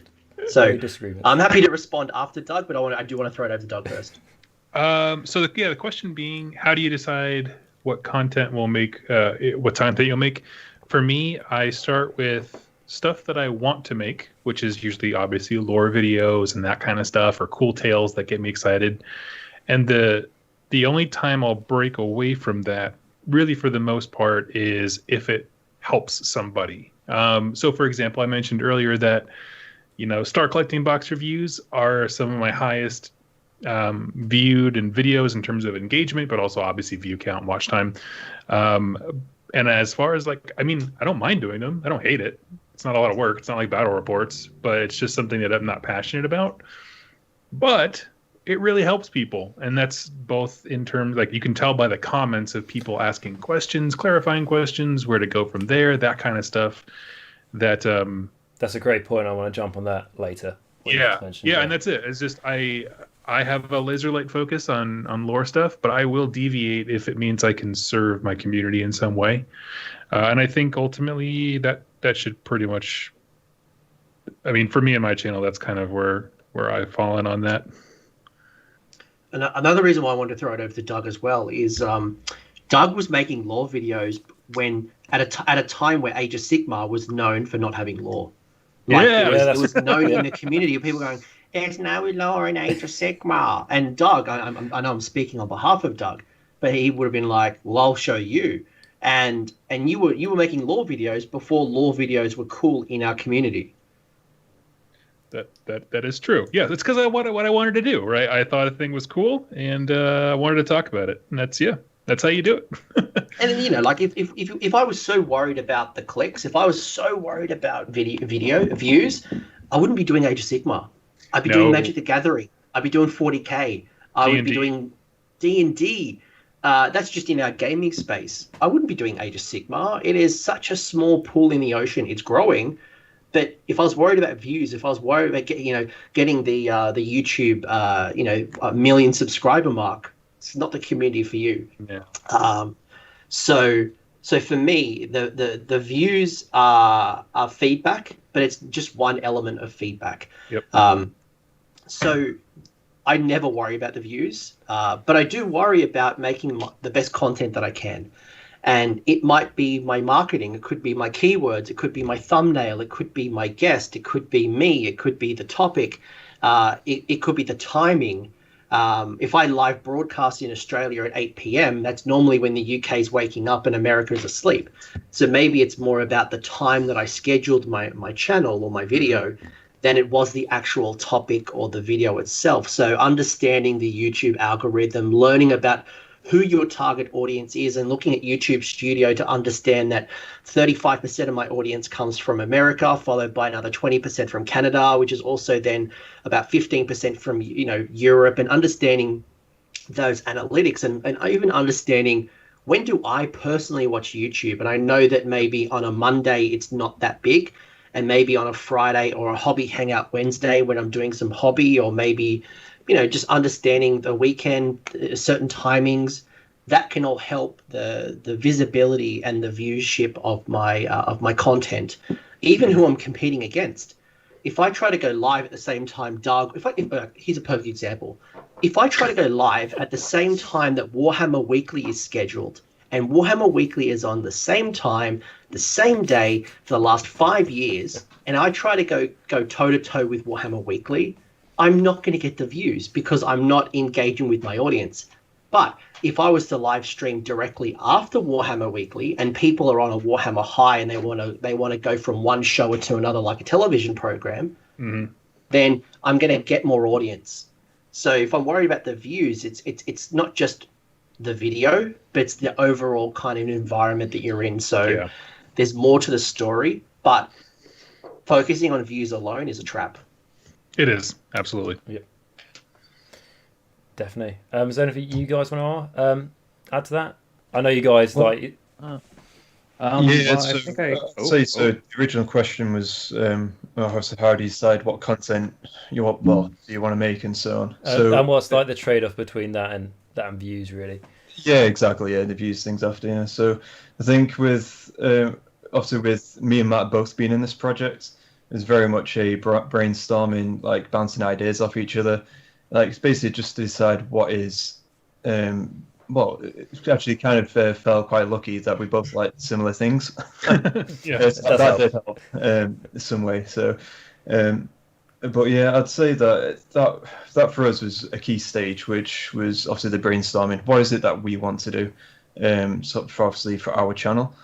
So that was a big step. And in terms of the viewing aspects, again, we were trying something, battle reports, of course, but again, it's something that really hasn't been done the way that we've done it. So again, we wasn't necessarily saying, okay, we're going to, put a camera up, let's just do a battle report and so on.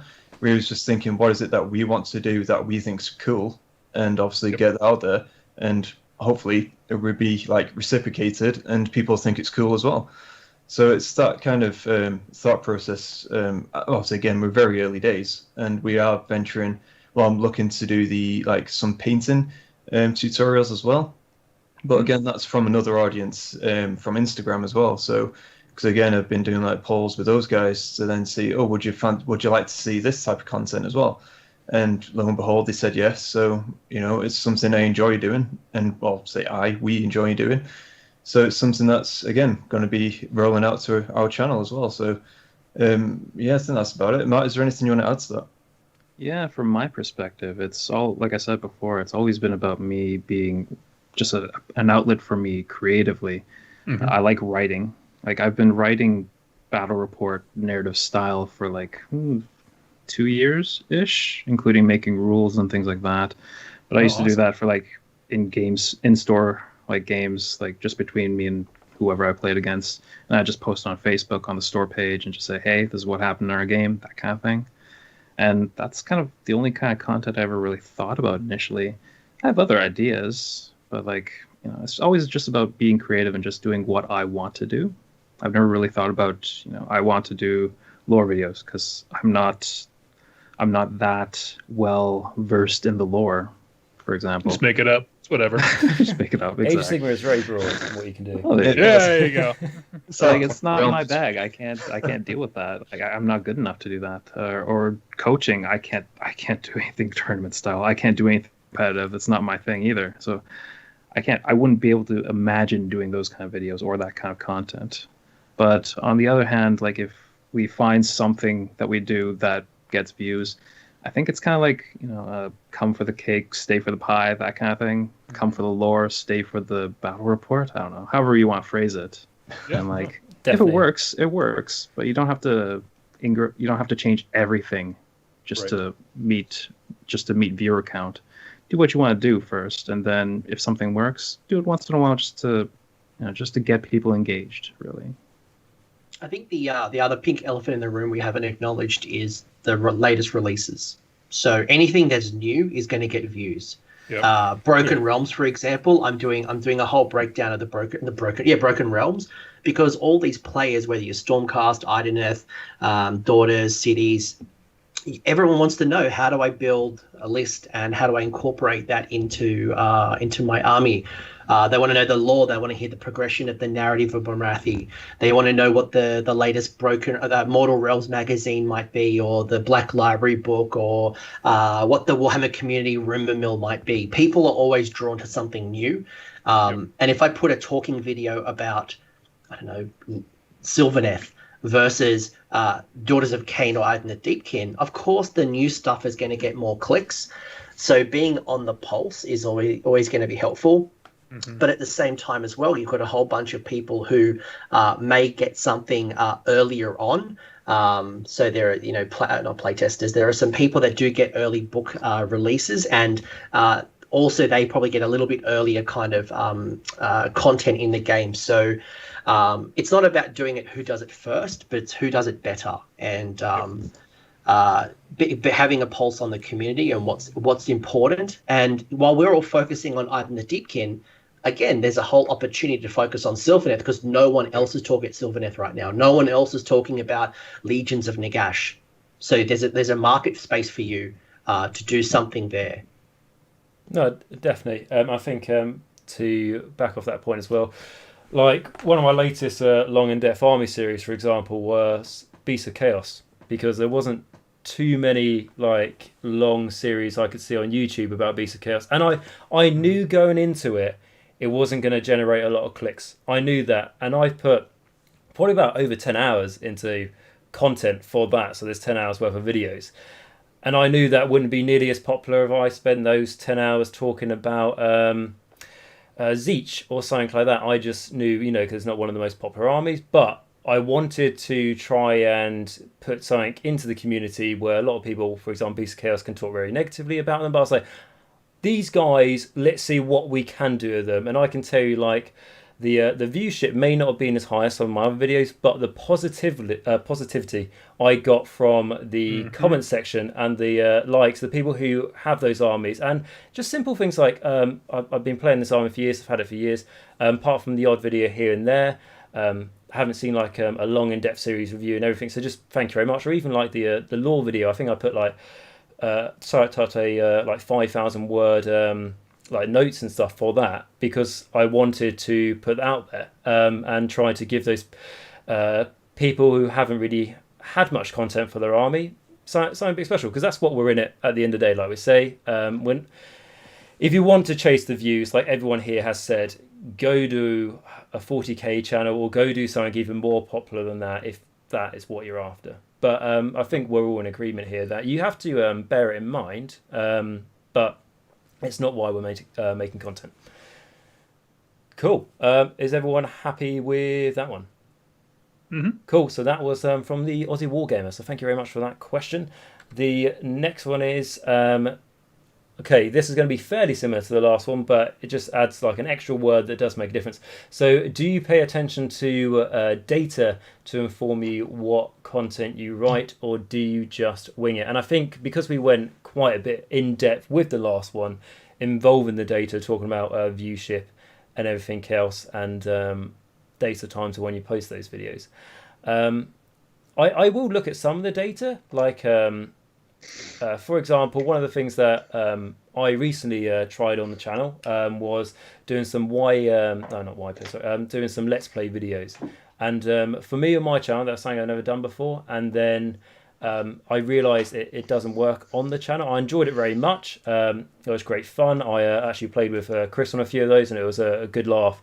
But I knew for like how much time I had to put into the channel, I just couldn't put it towards that, because it wasn't that it wasn't generating like a million views. It just wasn't generating the same as like my average. So that's from me where I have looked at the data, and I know we have all said make exactly what you want and everything else, but like there are some times when you've got to when I've got my head on, you know, growing the channel and everything, it's sometimes I do look at the data, and I do think, but it does also mean when you look at the data and it says when your subscribers are online and when people who view your channel online, that's also when you look at the data to see when you upload your video. And like Anthony said, if Warhammer Weekly is on a Wednesday at this time, don't upload your video exactly when they're going live. You know, so you do pay attention to the data, even if it just comes down to scheduling your videos, not exactly on the content you make. So yeah, who wants to take this one on? I won't chuck it at someone this time. I'll let you go for a free reign. For me on 2+ Tough, I don't really look at the data. I guess I do and I don't. On some hand, like what I would say is that question is a little bit deceptive in terms of how much data you're looking at. So if you put out one video that didn't get a lot of views, it doesn't mean you suck at making videos or this is a bad topic. You got to try it for a while. Like on my channel, I also covered lore for a game called Wild West Exodus. I think I have like 10 videos out on there. I think it's interesting, but honestly, my audience didn't. They just weren't very interested, and it wasn't helping anybody. And so I was like, okay, well, this can just be a me thing, and I can put it off to the side. But I still put the work in and did like several videos to try and see if I could gain some interest. So like, data's deceptive in terms of like, if I had just put one video out, I don't know. I guess I wouldn't have learned as much. But to answer the question, in general, no, unless it just becomes clear that it's just not helping anybody. And I think that's a great point to mention that I didn't say is, at the end of the day, like while a lot of us are doing these videos is producing this content is to try and help people out, try and bring people into the hobby. So it's not just a case of when you look at, you know, I don't know, this one hasn't got as many views, there goes my personal ego goes downhill. It's along the lines of it's not going to help as many of those people who watch your stuff because not as many people are finding that video useful to them. So yeah, Doug, great point. What about Matt? What are your thoughts on that? Do you have anything to say about that one? I personally don't look at data at all. It affects me none. Like I said, I've been writing, you know, like these kind of battle reports for a while. I've never really cared about who likes them or who watches them or things like that. Mm-hmm. Mind you, back then I wasn't on YouTube, so maybe that's the difference, but I still don't really pay too much attention to it for the time being, partly because Chris kind of handles the tech side of things and the uploading side of things. So Chris might be a bit better at answering that question for you. But for me personally, I don't really look at the data at all, really. I was going to say, I think from my perspective, it's something where it stems from when I was, again, streaming games. So it's, you know, when you're on Twitch, you're streaming a game, you're like, oh, right, okay, this guy's streaming a game, I'm streaming the same game. Why has he got so many more interactions there? And don't get me wrong, in time it grew and grew. But then it wasn't sustainable and so on. So obviously that's another story. But at the same time, the same thing applies. So when I started obviously moving on to YouTube, I started again looking at some of the data. Again, that's just the way I am as a person as well. I analyze. I always look at, you know, delve into the data, delve into everything. Again, it stems from work. It's just become a part of who I am to an extent. But it's not to say that I get disheartened by views not being as many as as I would like or anything like that, or like, you know, anything along like negativity wise. But for me personally, I find it interesting rather than, you know, negative if something hasn't really done that well.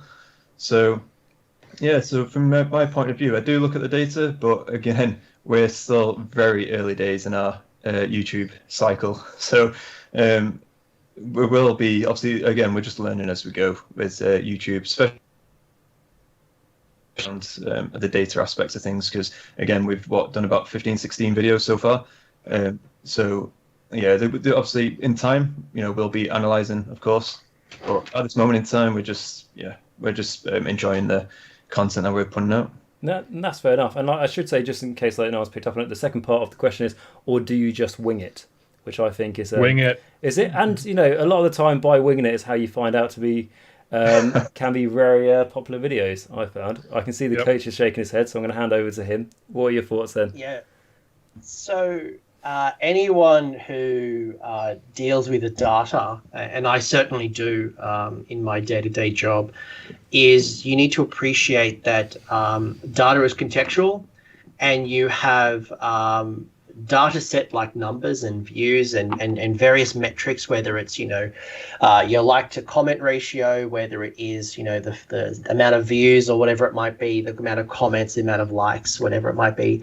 That's one element of data analysis. The other analysis is the other part of it is going to be the verbatim, the stories, the things that people are saying.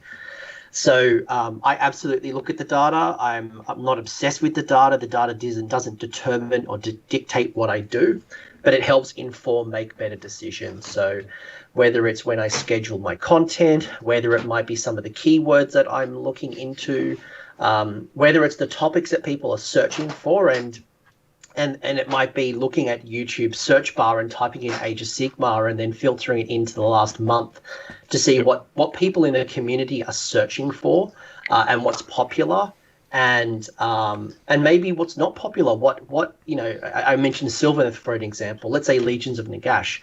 Let me type in Legions of Nagash and see what comes up over the last quarter. And if there's nothing out there that's being produced, maybe there's an opportunity.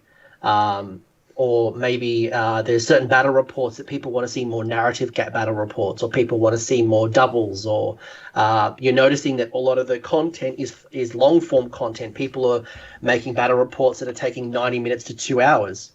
Yeah. And you see an opportunity like Doom and Darkness that puts battle reports out in 30 minutes or less.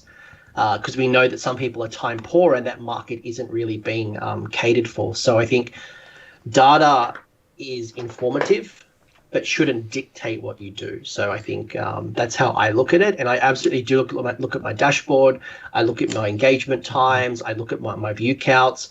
I look at things that have done really well and try to understand why they do what they do. And sometimes that might mean revisiting a topic.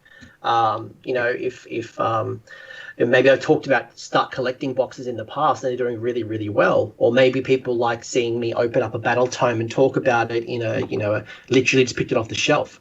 Then maybe I revisit that type of content because that's determining what my audience wants to watch. So I can use that verbatim to kind of future-proof or plan out my schedule moving forward. Yeah, that's a solid point. And YouTube, certainly in my experience, when you go on it, it can tell you a lot about your data and can help you. I mean, I know one of the things that you suggested for me to do, Coach, what I probably started doing, I don't know, about 6 months or something now, is instead of just uploading a video at a random time for people to go on YouTube and go, oh, he's uploaded a video, is to start premiering the videos. So have them there so people can see in 6 days' time, I have got this video coming up. And again, like what I can see on the data, then that means off the bat, if you're interested in, view count, and also like not just view count in the sense of, like I said, trying to get as many views as possible, but also, to try and make sure as many people who find this video useful get to see it. They're aware, so they know, like, I know this Saturday coming up is then when I have this why play blah blah blah video coming up, rather than just people happen to go onto YouTube and finding that you've got a new video, and I can tell that my analytics have gone up positively since I started doing that. That's awesome. Yeah, so there's lots of stuff to it, and you're not going to know all of this off the bat. It will come with experience. And so is that pretty much everyone happy with that question? Mm-hmm. I am. Fantastic. Yep. No worries. So thank you to, I believe that's Howard who asked that question. So thank you to Howard. Then on to the next question is, how much script prep time do you generally take? So how much time do you put into sort of like scripting your videos, if you do script your videos. I know, like myself, I tend to, as you can probably tell, if you watch quite a few of my videos, I tend to ramble on a hell of a lot, and I don't script most of my videos. Sometimes I write notes and stuff if I'm reviewing things, or if you're watching my Slaves of Darkness one, which by the end of it, the long review is going to be about 20 hours. A lot of that is just talking about the thoughts that come in my head. But when, as I mentioned, when I did the Beast of Chaos lore video, when I do some of those like army lore videos where like I'm going to talk about this army for about an hour, I want to make sure that it's nice, good, and a nice listen to video. I will spend the time and write like 4,000 or 5,000 words or something. So I go from one extreme to the other. That's myself personally. I know everyone else here is quite different to that. So I'm going to pass on to Die Saga. So Matt or Chris, you can take this one, because I know obviously your ones are very narrative based, your battle reports, and like we said, that makes it quite different to some of the other battle reports out there. So with that, how much sort of prep time do you put into writing this ongoing story for your campaign? Well, for me personally, like what we do, we play the game first. We see what happens.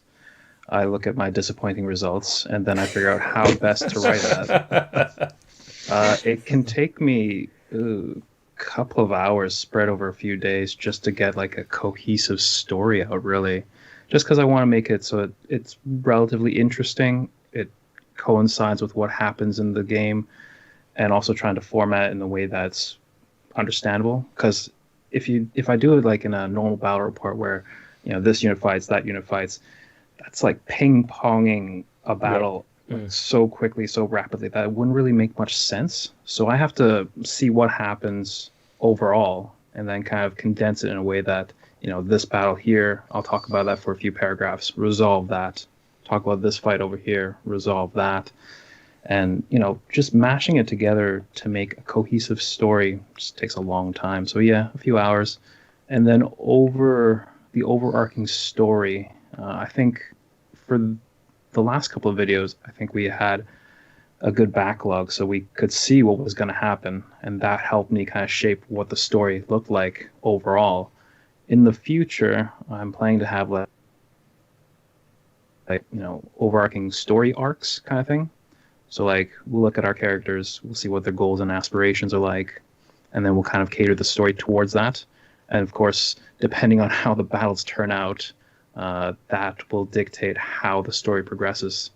And again, it can take quite a while, but at the same time it's fun, just because I'm analyzing what happened and then trying to put a good narrative or spin on everything, just so it makes for an entertaining read or listen. Yeah, definitely. And I know, like, for example, when I've watched your battle reports, personally, like, it does take, you managed to do a very good thing where, because it is so different and it's so narrative based, and obviously you have the like special effects. And if anyone here you watch, definitely go check out Die Saga's battle reports. They are very different, and you can see that it's not someone with a handheld camera just going around. Yeah. This is this unit fine. This is this unit fine, like you mentioned, Matt. And to be able to not visually, for me, just to be there every dice roll you make and stuff, but to still be able to communicate what's actually happening in the battle. So I understand at the end, I'm not just like, I saw some pretty models stand next to each other for a while while someone was speaking over it. It's a job well done. So I'd just like to tell you that. But no, thank you very much. It's good. And also, like, one of the important things, like, even, for example, I say, like, when I do some of my videos and I'll give you my honest thoughts that come out of my head, important thing, even if you're going to be loose that time, you should have structure to the video. At least have, like, you know, a list of the order you want to do things. If you're not going to have like a whole script for everything, make sure you at least have, like, even just like bullet points of what order you want to do things. It will make your life so much easier rather than every 3 seconds going this and that. You know, it definitely does help. Cool. So Anthony or Doug, what are your thoughts when it comes to script writing? Do you want to go ahead, Anthony? No, you go for it. You probably do more quote unquote scripted content. I'm back and forth. I'm in interview, so I'm back and forth. So you can't really script that, but I'll share a little bit about what I do. But Doug, I think you have some really good insights here. Oh yeah, so yeah, I do script every one of my pre-made videos. Obviously, live streams where I'm just hanging out and painting with people, just off the top of my head. But for my actual lore videos, I probably spend about an hour scripting each of them ahead of time. They're about 15 to 20 minutes long, and the way that I do it, I just pull up a Word doc, and I basically list out all of what are the points I want to cover, right? And then, so for me on my channel, I always end my videos by asking the question, why is this cool? Where we step back from, the facts in the army, and then we just talk about like, man, isn't this just baller? That's kind of how I end everything. But yeah, and so it's just a matter of how I want to cover it, and then trying to add that magic of, how can I say that, but in a more epic way, basically. I think you should change that line to, isn't that just baller? Just for everybody. Yeah, exactly. Yeah. Just totally cut out. Yeah. Well, then I get made fun of for like talking in nothing but early 2000s jargon, and people are like, what's baller? And you're like, go ask your mom. That's basically it. But yeah, no. So script prep time was the question. Yeah, about an hour and a half sometimes. If I'm doing a series, it takes longer. Yeah, definitely. The only thing I'll add to what you guys have already said. So I think structure is critical, and looking for repeatable structure. So if you have a particular way that you break down a battle tome, a particular way that you set up your battle reports, documenting your process will help speed up that scripting part. So if I'm thinking about questions, or if I'm thinking about a discussion about an army, I'll have bullet points. I won't. You might even start with a legitimate script, but then you distill it down to bullet points. And I think once you start putting in those bullet points, it starts more conversational, and people can tell when you're reading from a script. So people come to YouTube because they want a conversation with another human, another player. So try to make it conversational, and bullet points, or having a structure of how you step one, talk about the lore, step two, talk about the rules, or you talk about a story arc or whatever it might be. Structure will make you have a more cohesive conversation.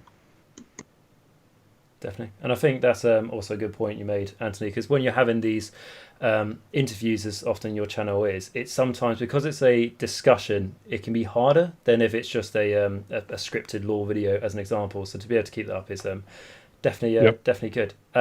Cool. Right. So on to the next question. I want to thank Howard again for asking that one. So the next question is, what does better, games or talking about the factions or units, etc.? And do viewers tend to respond better with lore videos or stats, fluff versus crunch, is essentially the question here. And I think it really depends on what your target audience is. We all build up slightly different target audiences over time. And I think, I don't know, like if I was to, I don't want to say anything wrong here, but if I was to say, like, Doug, if you suddenly stopped all your lore stuff and then you started going, right, the most competitive tactical list building you can do in Age of Sigmar, and Anthony yourself, if you stop doing all your interviews and your faction focuses of all these players and you go, I'm only going to do lore videos, I think it would be crossing wires in the wrong way, because you build up that audience to that content. Is that what people agree with me here? Because that's what.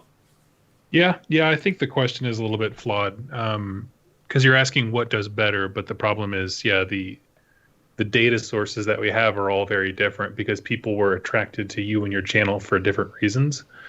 So it's not like, I want to get more views, so I'm going to go do battle reports. And it's like, nah, it doesn't quite work that way, because if out of my 30,000 people that follow me, no one cares about battle reports, it doesn't matter ultimately. Yeah, I think when people subscribe to you, you kind of have this unwritten, unspoken contract that you're subscribing because you like this specific content that I'm producing. And to suddenly change that up, that's just like breaking your own contract, isn't it? Yeah. You're like producing something that, hey, I wasn't really signed up for this. Why am I subscribed to this still? And you just kind of lose your demographic, I would imagine. Yeah, it's a good point. I mean, I remember seeing when I can't remember the name or anything, I won't say anyway, but when Doug, yourself, when you said that hey, you know, like when I'm free in the evenings, I'm going to start doing some, you know, like let's play videos and stuff, and not to shame anyone or anything, but I remember reading one comment on there saying this is not what I subscribe to, you know, farewell, best of luck. And to me, I was quite shocked. I was like, well, he's still making the other stuff, but it's it just shows, and I think that's what Matt said as well. People come to expect you making certain content, and that's why people come to your channel. They've already got a Battle Report channel. They've already got a Let's Play channel, probably. And you are there, for example, Doug, you're their lore channel, or, you know, like Dice Sagas, you are the, you know, narrative lore, you know, Battle Report channel. If you dropped all your narrative stuff and you just went, right, we're just going to go to the handheld camera, nothing wrong with that, but, you know, it's not your style. I think like, for example, myself, what I like to see myself on my channels, I take people who are brand new into Age of Sigmar and then take them into a sort of like an amateur level. You know, I don't do the most competitive stuff. I just, you know, take them from the transition from absolute beginning to nice and comfortable with the game. And if I switch to try and be as competitively as I can do, I just don't think it would work, because I build up my audience differently. You get actually to death. What's that? I said, and you would get actually to death by people going, actually, you're wrong about that thing. Exactly. It stops happening. I'm going to add here. Cool, that's fine. Have you got anything to add, Chris, or was that you happy? No, everyone covered it well. No, fantastic. And that is from Rob, so thank you very much for that question. Going on to the next one is, do you think again, I didn't realise how much we're going to talk about each one, so this is going to be a bit similar, but it's from the Cranky Wombat, and he says, do you think competitive lists have killed want for fluffy army channels? No, it depends on obviously what people want different content. Some people are not even interested in playing Warhammer, but they just love reading the Black Library novels as an example, you know. So I don't think so. I think no, I'm wrong. I was going to say I think like competitiveness does generally have like the upper hand in what gets views, but that's not wrong, because like there's lore channels that have really good views. If you look at Tabletop Minions as an example, who's I'm a big fan of his channel, Uncle Adams. He, in every video, I swear, he says, I'm not a competitive player. If you ask for my gaming advice, it's probably terrible. There's like a disclaimer before, or saying never trust my tips and all that sort of thing. And he's done really well, as an example. So, no, I don't think it's all about competitiveness. I think it does also come into what you did mention early, Anthony, though, about Sylvaneth isn't the most competitive army at the moment, so people aren't talking about it, so it may not get as many clicks or something like that. So there is that element. Like when I reviewed Beasts of Chaos, for example, the people who watched it loved it, but then it didn't generate as many as some others. So there's a little bit, but it doesn't. But in saying all of that as well, like so first off, I'll answer the question and then I'll retort to what you just said, Mikey. So first off, do I think the competitive lists have killed the want for fluffy armies? No, I think again, there's an opportunity to create those fluffy armies, but I think you need to appreciate that the pool of your audience will be a lot lower than the ones who are going to competitive match play events. The biggest events in the world are match play events, and we currently know that there are over 200 players pre-COVID, and 40k competitive 40k has events up to 1,000 players. Unfortunately, people aren't coming to 1,000 players aren't coming to our biggest narrative events. So, but does that mean that you can't produce them? No, I think there's an opportunity to tell stories like Dice Sagas, like Narrative Labs, like there are so many great narrative systems out there that you can still do that. I think it's just what are you doing and why are you doing it? So that's what I will say. But then the opportunity exists because if people aren't talking about Sylvaneth, I had a great video with Laurie Huggett-Wild recently where we acknowledge that Sylvaneth's not doing well. So what can we do with what we've got? And people responded really well. I did it with Joel McGrath. Same thing with Beasts of Chaos. Cool. This is where you guys are at. What can we do? Because the Sylvaneth players are still out there and no one's talking about them. So you can at least go, well, look, we know they're not the strongest army right now, but what can we do with them to put you in the best position possible? And if you're being honest, people will respond. And if you're being completely honest that your channel is about being driven by the lore, it's being driven by a personal narrative, you are exploring army lists like Adam, I've forgotten his last name, I do apologize, Adam, who's running around with bloody 17 to 24 cockatrices in his army. Adam Mumford. Like, tell me that people aren't interested in cockatrice armies. Tell me that when I was at Blood and Glory and I got to see someone running 3 magma dragons in their destruction force, or I was at a tournament recently where someone ran 7 thunder tusks in their army. Like, they're cool things that people enjoy, and it's something that no one else is doing. So I think it's just self-limiting yourself if you're only focused on the top-tier competitive scene.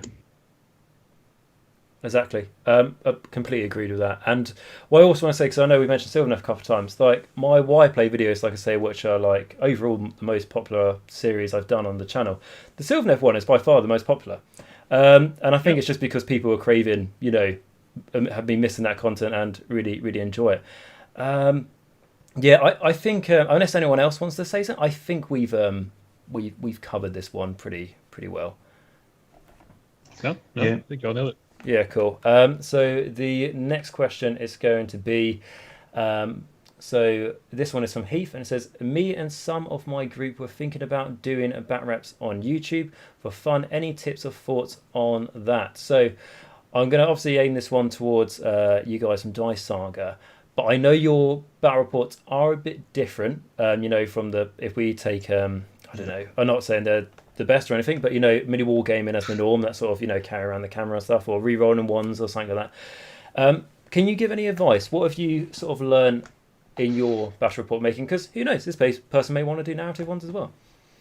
Well, I was going to say, I think scheduling is key as well, because again, you've got to fit in the games to report on them. So if there's a group of people, and obviously I suppose that it depends how many people we're talking here as well. With myself and obviously Matt, we message each other our availability when we can get in a game, because obviously we both got, you know, lives as well. So then obviously we fit in a game. Well, Matt with a shrug there with a life. So yeah, obviously we try and fit in a game where we can, and because again, you know, as I said, it's just especially with COVID currently, it's very difficult to try and obviously get in a game, because it's like, especially recently now with the different changes, we were due to get in a game over the Christmas period. That's now obviously scrapped. So now we're looking at when next availability is. So, but I think in general, it really does depend on scheduling with those other folks that you're planning on doing the channel with. But other than that, I'd say go for it. And I'll echo that. Yeah, just go for it. Because, I mean, if you're just going to be doing it for fun, I don't see any reason why you couldn't or wouldn't. Because, I mean, if you record your games together and just have a good time at it, if you don't even break 10 views, at least it's just a history of your games. You know, share moments together, just fun times. Why not? People take videos of weird random stuff they do with friends together. Why not do a battle report with it? I think it's just fun. And who knows? You might get views with it. Who knows? So it's just putting yourself out there. That's the main thing. Mm-hmm. Definitely, yeah. And I think that's also what we said before about you've got to upload, you know, your first video. We've made that point. You don't have to worry about refining it too much, as the more videos you put out, you're going to learn. Obviously, try and put as good a quality content you can. But at the end of the day, especially if it's your first one, you're going to learn that. I was going to say,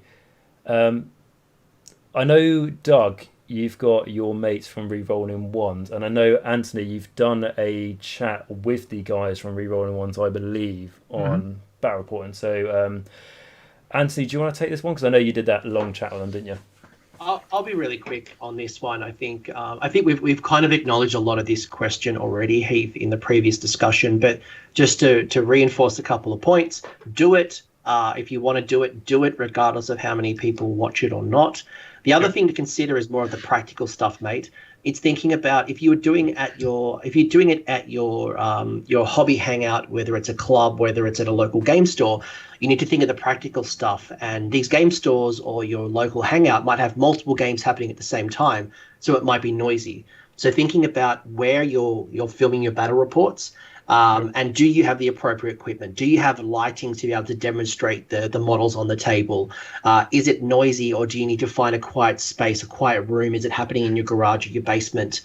If you're doing it for fun, do it. Why not? It can be a great way to introduce new people to your gaming club, or documenting your games. But I also think the practical side of how you're going to do it. And I would demonstrate, or I'd point you towards a channel called Measured Gaming, an Australian channel, who films battle reports that's literally just club games that are happening in their local scene. They record with their phone. They stitch it up with Power Direct, I think it's called, which is a free software. And there's a lot of swearing. There's a lot of it's very, very raw, but that's just another way. It doesn't have to be polished reroll ones. They're definitely some of the best battle reports on in our community. But at the same time, you don't have to strive for that. You can just get it done, record your games, show it to others. So expose yourself and go look at other battle report channels and try to find your thing. And is it worth doing, or can you dedicate the time to editing and stitching up your videos? Or do what Doom and Darkness does, which is he just mostly films what happens in between rounds and gets the players talking amongst themselves to go, cool, we just had round one. Christian, what happened in your turn? And Christian will give, the 1 minute synopsis. Doom will kind of survey the battlefield. He might record a critical priority roll. And through having like 20 or 50 different little short videos, you can stitch it up to be a 30-minute battle report. Yeah, definitely. That's a good shout there as well. There's many different ones that are out there as well. And I think like I say, I don't do many battle reports on the channel too. I haven't done them for a while, but one of like a little thing, but it makes a difference, is people just go, make sure I won't like the video until like the armies were painted or something like that. So little things you can do. But like part of the question as well, you said you're doing it for fun. So, do it how you guys want to do it. Don't try and focus too much on how the viewers want it. That's cool. Doug, one more point you just made really quickly was painted miniatures are a must.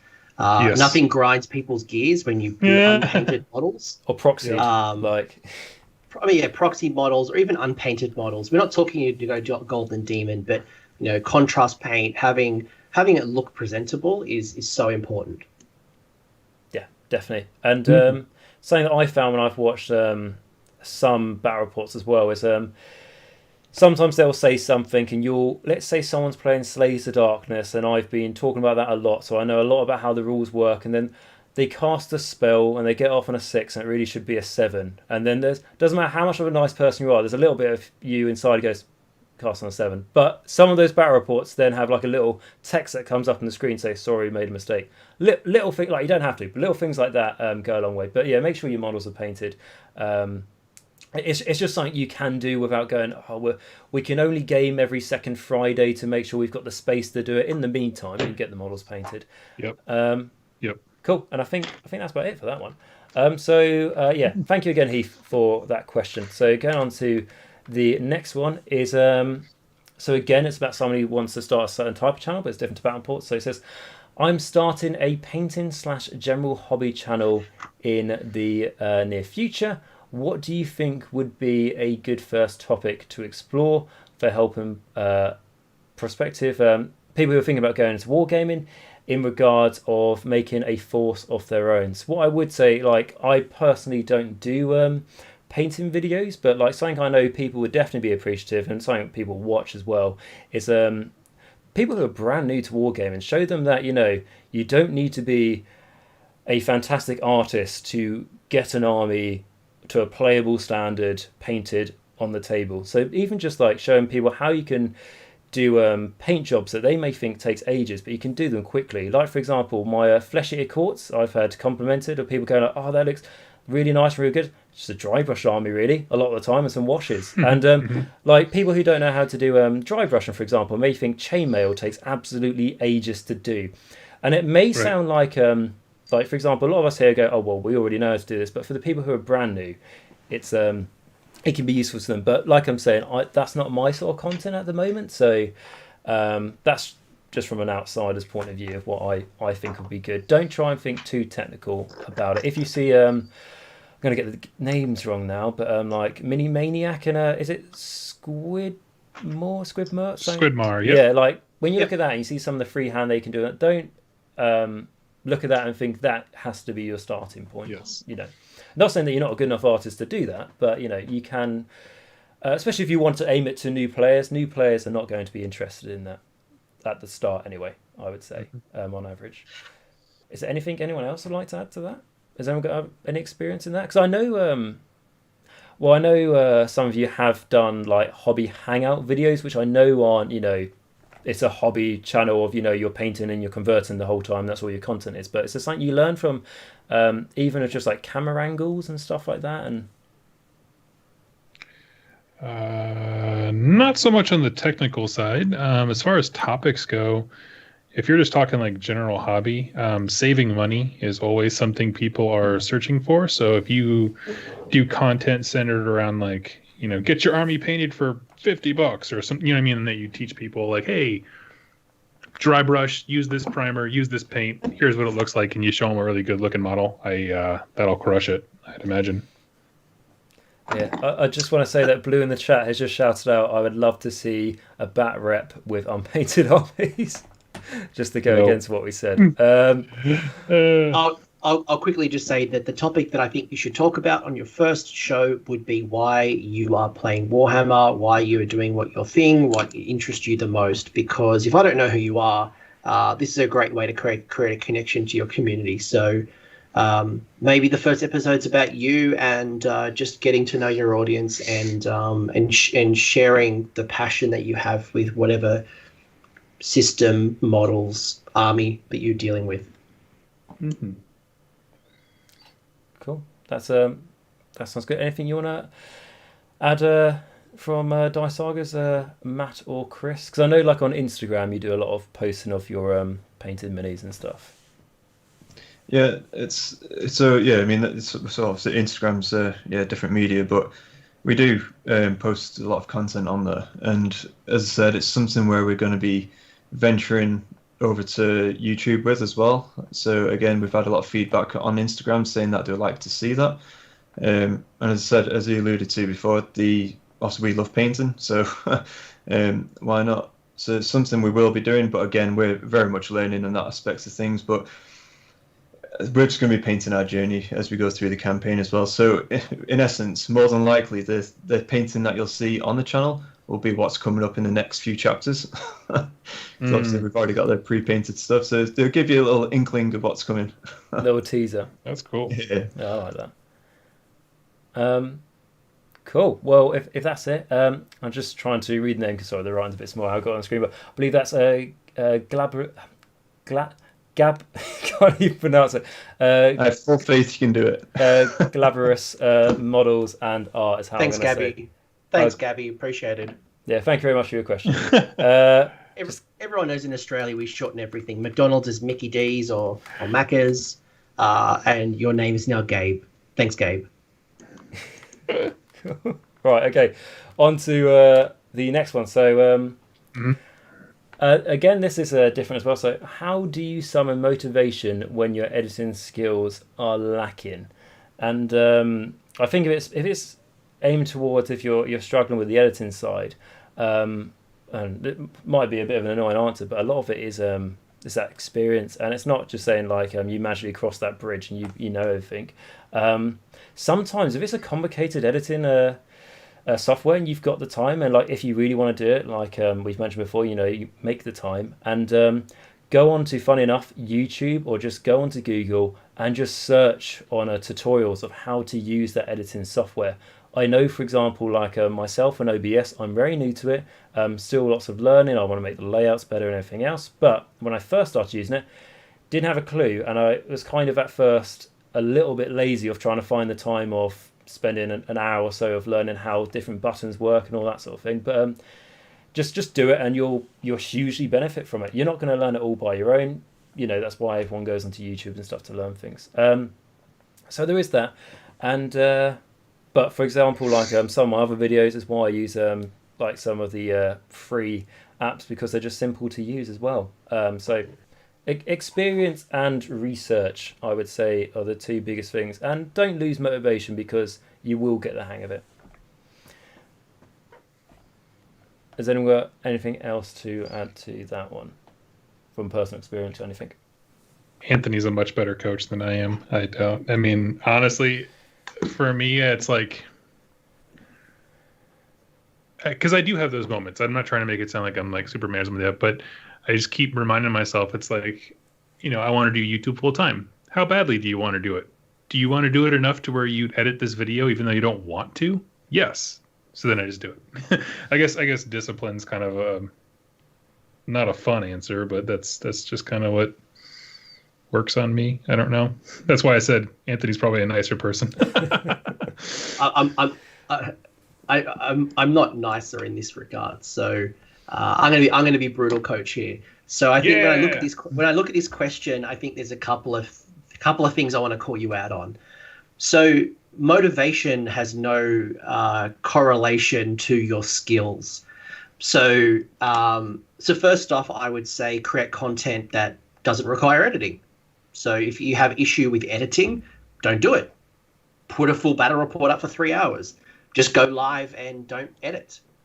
If you think your content does require editing, what's stopping you from learning the skills? Go take a course, go watch some YouTube, go ask somebody who's doing what you want to do and ask them how they do it. If Dice Saga is doing the types of battle reports that you aspire to, reach out to them. They always have on their About Me page, they'll have a Twitter handle, an Instagram handle. Ask them, what software do you use? How do you do this? How much time? Is there any videos that you'd recommend me to learn? A prime example is when I got into 3D printing. I got into someone on Twitter called Crazy Horse, Anthony Pulcastro, and I said, Anthony, how do you do what you do? And now I am a very accomplished 3D printer that people come to me, but it all came off Anthony Pulcastro.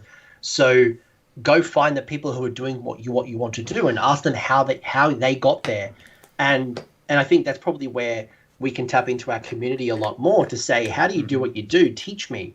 And because we've all had this journey before, and we're all aspiring to take it to the next level. And then if it comes to actual motivation, you need to remind yourself why you're doing what you want to do.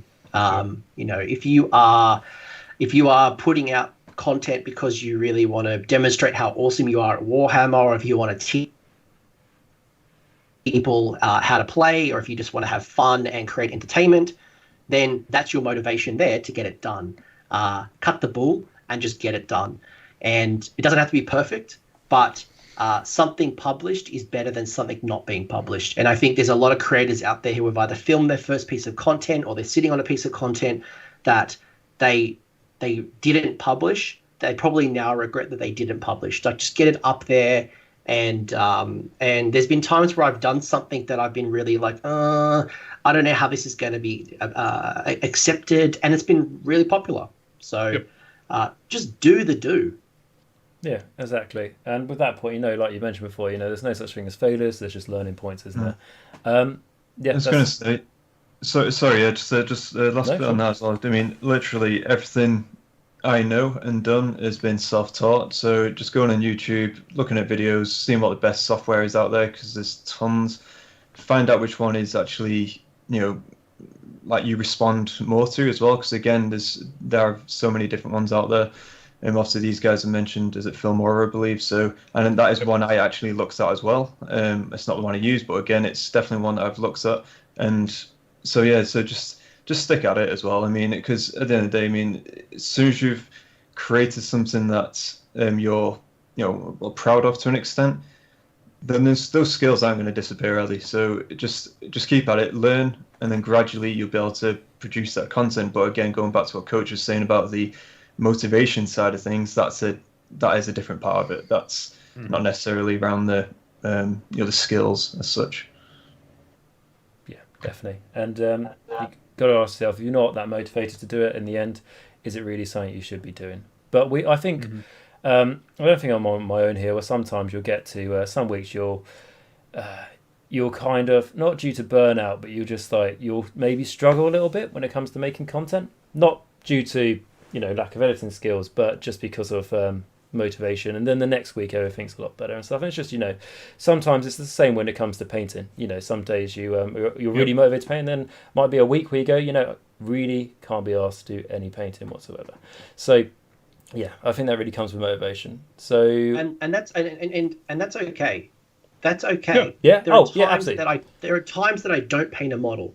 There are times that I don't put up YouTube videos because this is a hamster wheel. There is always content you can create. Doug puts out 5 pieces of content minimum a week, and there's so many things that he could be doing on a daily basis. He could be putting out hours of content every day, and there's still an appetite for more.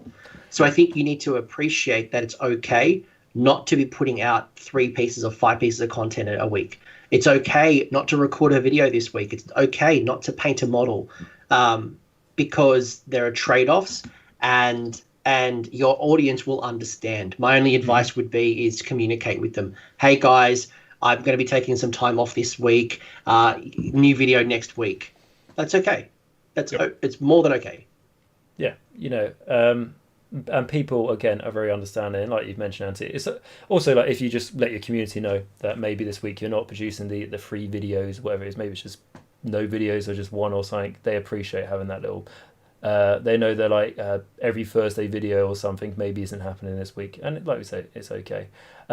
So for that, I want to say thank you to Benjamin and Joe who asked that question. So going on to the next one is going to be, how do you stand out as a channel?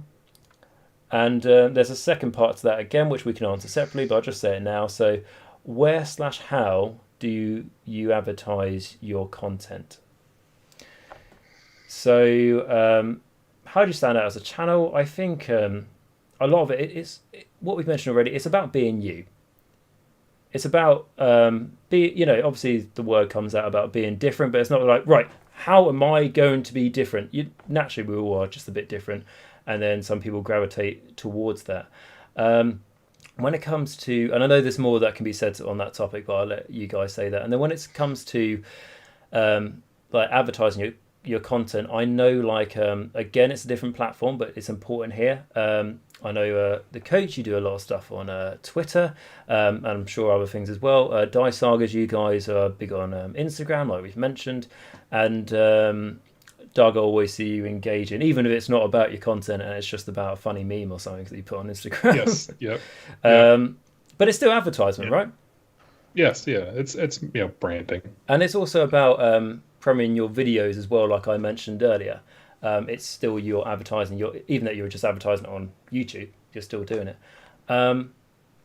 So who would like to give a talking point on this one? Having a nice voice takes you a long way. I get the smooth talking. Yeah, well, I mean, it's not something anyone ever complimented me on before I started doing this. Like in my entire life, no one's ever been like, "You got a nice voice." Never. So, as far as my actionable advice, start smoking, get that voice nice and raspy and deep. No, I'm just kidding. No, as far as like standing out and being unique, absolutely. I honestly, something that Coach said earlier that I think really I like, where I've done it before too, where you just go to other genres, niches, whatever you want to call it, and then like I spent several hours looking at World War II documentaries, because I borrow a lot of how they speak about these events and that kind of stuff. How to add gravity to situations, that kind of thing. So I think just kind of exploring what else is out there is a huge benefit to standing out. Yeah, definitely. Like you say, something about like watching those documentaries isn't something you may immediately think what comes to when you're talking about content creating for a Warhammer fantasy game on YouTube. So that's a good point. So for me, how do I stand out as a channel? I'm me. Like that's the end. That's me. I am unique. I am individual. I am different to everyone who's on this stream. Different to everyone on the chat. And so are you. You are unique. You are interesting. And I think people most resonate. If I think about brands, if I think about the people who we most resonate with in our community, It's people like the Honest Wargamer Rob. It's like Vince Venturella. It's Doug. It's the it's the Rerolling One guys. It's the Doom and Darknesses of the world. It's the the Haywo Twitchers, Joe. And the reason we resonate with these people is because that's who they are. They are authentic to their true self. That's who I met at Adepticon. So when I met Vince and Tom from Warhammer Weekly, I met Haywo Twitch, when I met Mr. Mephisto, when I met Chuck Strengthhammer Moore, when I met all these people in real life, that's who they are. That's literally who they are. So what makes you stand out is who you are, and it's turning it up a little bit because it's the internet. It's not about trying to be someone that you're not. It's just about being you. So be you. How and where do you advertise your content? I think you need to play where your people are playing. So if I'm a painting channel, I'm playing in, and my demographic is going to be painters, and maybe I'm not tapping into just painters. I'm talking about painters who paint Dungeons and Dragons and Marvel Crisis and various. Well, where are they hanging out? If I'm tapping into younger demographics, I'm doing TikTok. If I'm doing business content, I'm doing LinkedIn. If I'm doing Facebook and using the wonderful groups in the communities, I'm using those. Reddit is such a wonderful place to be. Discords, there's so many places out there that you can advertise your content. But the way I like to look at content is I really take a book out of Gary V or Gary Vaynerchuk's kind of methodology, and it's called Jab Jab Right Hook. And really, you should be engaging with other people's content before you start going with the right hook. So it grinds my gears when people's contributions are only just, hey, look at my content, look at my content, look at my content.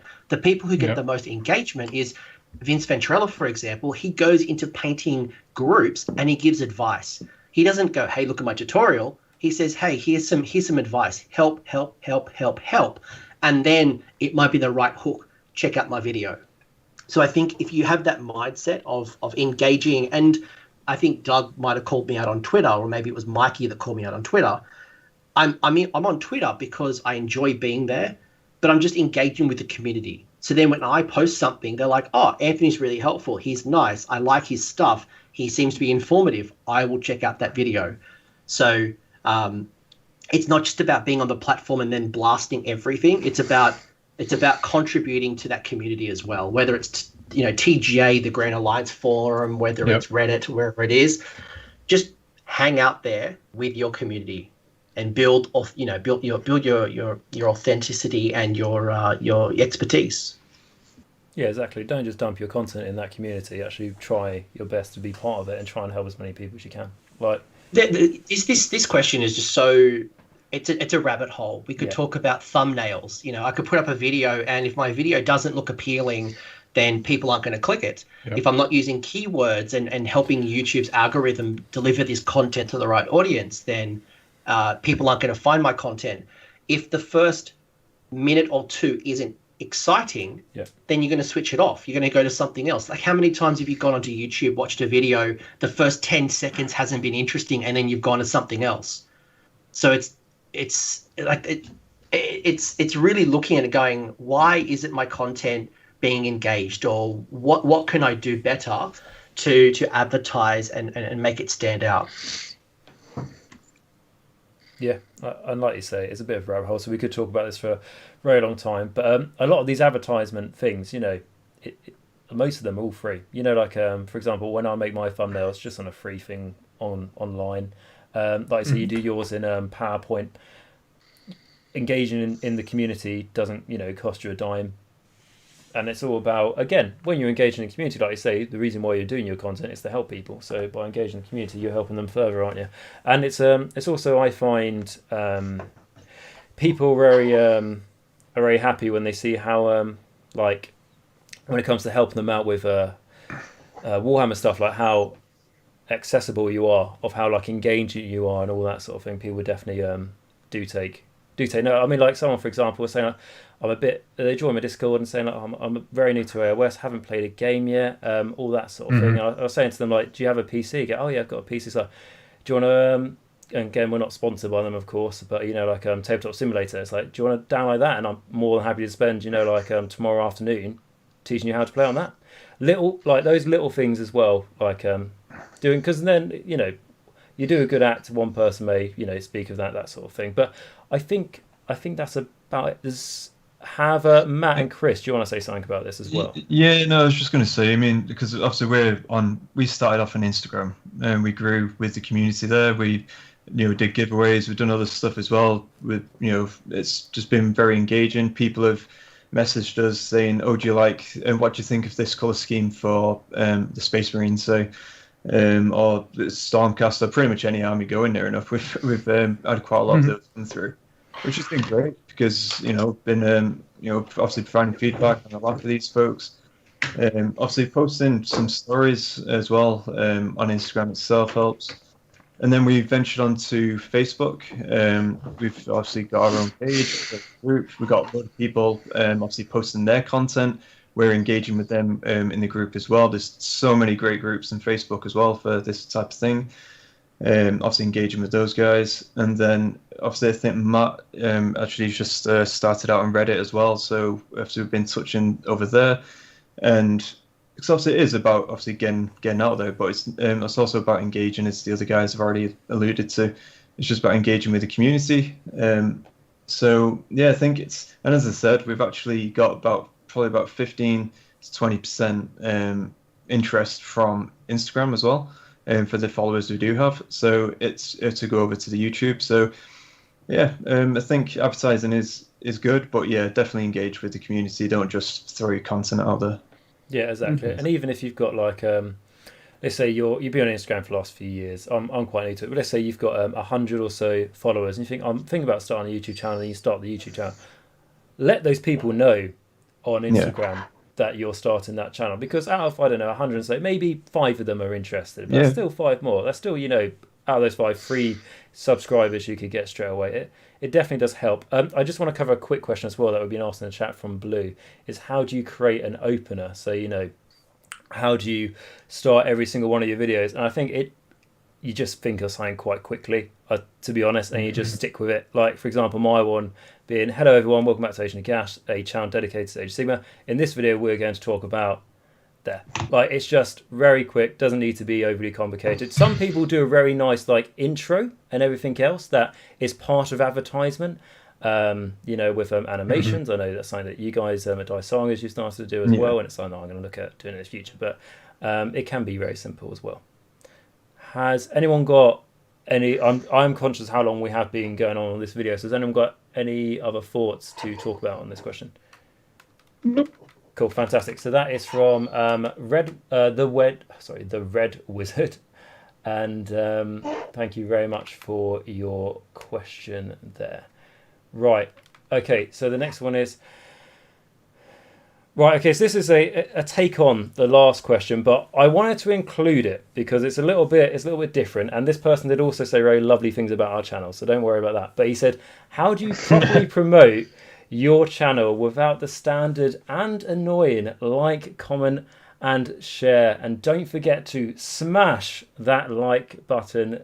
PS. I wanted to include it because it's important, right? And to be honest, I say all that stuff. I don't go on talking about it for the first 2 minutes of the video, but I mean, someone might be able to give a better answer to this, and probably they will be able to, but for me, I found I have to do it. When you put this content up, you want people to watch it. More people who like it, it's absolutely free for them to do. More people who share it. More people maybe learn something from my content, and it helps them with their hobby. So I have no shame in saying this. But like I say, I don't talk about it for the first 2-3 minutes of every opening video. As there is a barrier, but no, I will defend why I say this, and I'm sure someone else can give a longer in-depth answer of how useful that is. I'm trying to think, do most people here say that? I reckon they do. I don't typically. I mean, honestly, I should, and don't ever feel like you can't say that. To me, it's not that YouTubers ask you to smash that like button, and all that kind of stuff. It's more that they ask it before they've given you anything of value. Like, if someone answers your questions and makes you feel welcome to a new hobby or something like that, and they ask you, hey, if you want to see more content like this, click subscribe and leave your thoughts in the comments down below. That person has a radically different thing than if the first thing that a video pops up is like, again, be sure to like, subscribe, and comment down below. So I think, I don't know, I don't have any problem with asking people to do that. You just have to give them something of value first, if that makes sense. Yeah, agree. Okay. Yeah, I think the timing of it makes a big difference as well, because if you hear it at the first 10 seconds, I'm like, that's not something I'm interested in. If I get it at the end, and it's after an engaging, interesting video that I get, that I've watched, I'm way more likely to hit that like button. Far more likely. In terms of asking for it, I mean, I think we have it as the ending line for most of our videos. I've tried once or twice to write a humorous way or some sort of narrative way of doing it. I don't think it made the final cut though. So keep trying. Yeah. Well, with your new mic now, Matt, it might be. Maybe. I mean, it's very easy to, with Skaven, say, hit that bell icon in your Skavenish voice. Bell. You get away with it more. Yeah, I'm sure in our next battle report, I'm sure it will make it. The only other thing I'll add to this is I think people are becoming more educated on why YouTubers ask, like, comment, subscribe, and that's because YouTube is algorithm based, and the likes, the comments, the subscriptions all help your channel grow. And I think if people enjoy your content, they won't be against your channel growing. So I think it's being authentic. It's about letting them know why you ask that call to action. Sometimes when people watch a lot of videos, they need that end. Hey, if you really enjoyed this, please leave like it. If you have an opinion, if you think I've missed something, put it in the comments. I think expanding that a little bit, not just like and subscribe and comment, but more like why you're asking what you're asking is important to educate the audience as well. So just be mindful of that. And yes, you are absolutely correct. The one thing I don't know why what you were saying just made it pop into my brain is that you can actually make that a resource. Like when I start collecting box reviews, I say whoever types the most helpful comment for new people, I'm going to pin it to the top and give it a like if it helped you. And that's how you do those things. And then all of a sudden people are like, ooh, my comment's pinned to the top, and they feel all cool, which is, they are cool. But you can gamify those things for sure. Yeah. Awesome. Yeah. If you've added value, you should not feel bad for asking for something in return. And Vince Venturello on Warhammer Weekly does it really well now. At the end of the video, it's like, hey, if you liked it, leave a comment, press like button. Literally take 2 seconds of your life right now to press like. And if you've enjoyed what they've put together for 3 hours of content on a weekly basis, the least I can do to kind of return the favor is press a little button. So don't ever feel shame for doing it. No, and I think as well as a consumer of YouTube content, I mean, obviously we all are as well. I think it's something where it is expected. We do expect to hear that, all that like, comment, subscribe, and all that stuff. But I agree with everyone else for sure. It is the placing of it as well towards the end, and obviously, and doing it a certain way where it's more engaging as well. Some people will use their software editor to make it as an image, maybe pop up middle of the stream. So maybe you don't call it out. Yeah. It's a little visual reminder to say, hey, pop up, like, comment, and then maybe you as the person will say it at the end. See, that's exactly what we've started to do ourselves now as well, using a bit of obviously editing software to actually have the when we say we've got our links in the in channel banner, etc. We actually have the pop up to those links, just like Instagram, Facebook, blah blah blah. So we have started to incorporate that in as well. So it's definitely right what you're saying. Definitely, yeah. So I think with that, it's don't be embarrassed to do it. There's a reason why we do it. It's like, for example, something I started since I've been making content myself is you really appreciate it. So when I do generally enjoy a video on YouTube, I will give it a like, because it does only take a second. But yeah, that's it. And you also, it gives you a chance to be engaging with your audience in the comment section as well. Don't just say and comment. I mean, what does that even mean? Like give them the suggestion to, like, is there anything you disagreed with what I said? Is there anything you have agreed? Or, because if you think I've missed a point, let us know, because then we're all going to learn from it. We're all here to learn at the end of the day, things like that. Cool. But I think it's an important question, rather than just going, I didn't really say anything nice, we'll ignore that one. But he did like all our channels as well, so I'd like to add that as well. So thank you very much for that one, Michael. He's also asked some of the other questions. So the next question is, again, this is a bit more of an interesting. I will answer. I'll happily answer this one. Fantastic. So I'll let you carry this one. This is an awkward one that I will take the bullet for. Thank you very much. So how much do you make off YouTube alone? And how much do you make off Patreon? Take us away, Anthony. I make enough money to invest in the channel and help it grow, but not enough to actually go full time and live the life that I want to live. So YouTube money is not a lot. It will help you grow your channel because things cost money. Upgrading, subscription softwares, hosting your content on another platform like a podcast, various things that make your channel grow cost money. And as you grow with your channel, you'll want to invest more and more in your channel, and it shouldn't always be on you. So for me, holistically, whether it's merchandise, whether it's YouTube, whether it is Patreon, all of these things combined help me grow the channel, but it doesn't allow me to be full-time. And if you're looking to be a full-time streamer, they are far and few between in our community. A little bit easier in 40K, a little bit even easier than that in other communities like Magic the Gathering and Dungeons and Dragons, but you will not retire off your money in YouTube and Patreon and merchandise as we currently stand. Now, our world may change in 5 years' time or 10 years' time where full-time Age of Sigmar is consistent across the community, but it's also about the quality of life that you want to live. So, so it's enough. It's play money. At minimum, it's some things that you can buy for your own army or invest, but it's I'm certainly not buying diamonds and boats and real estate. It's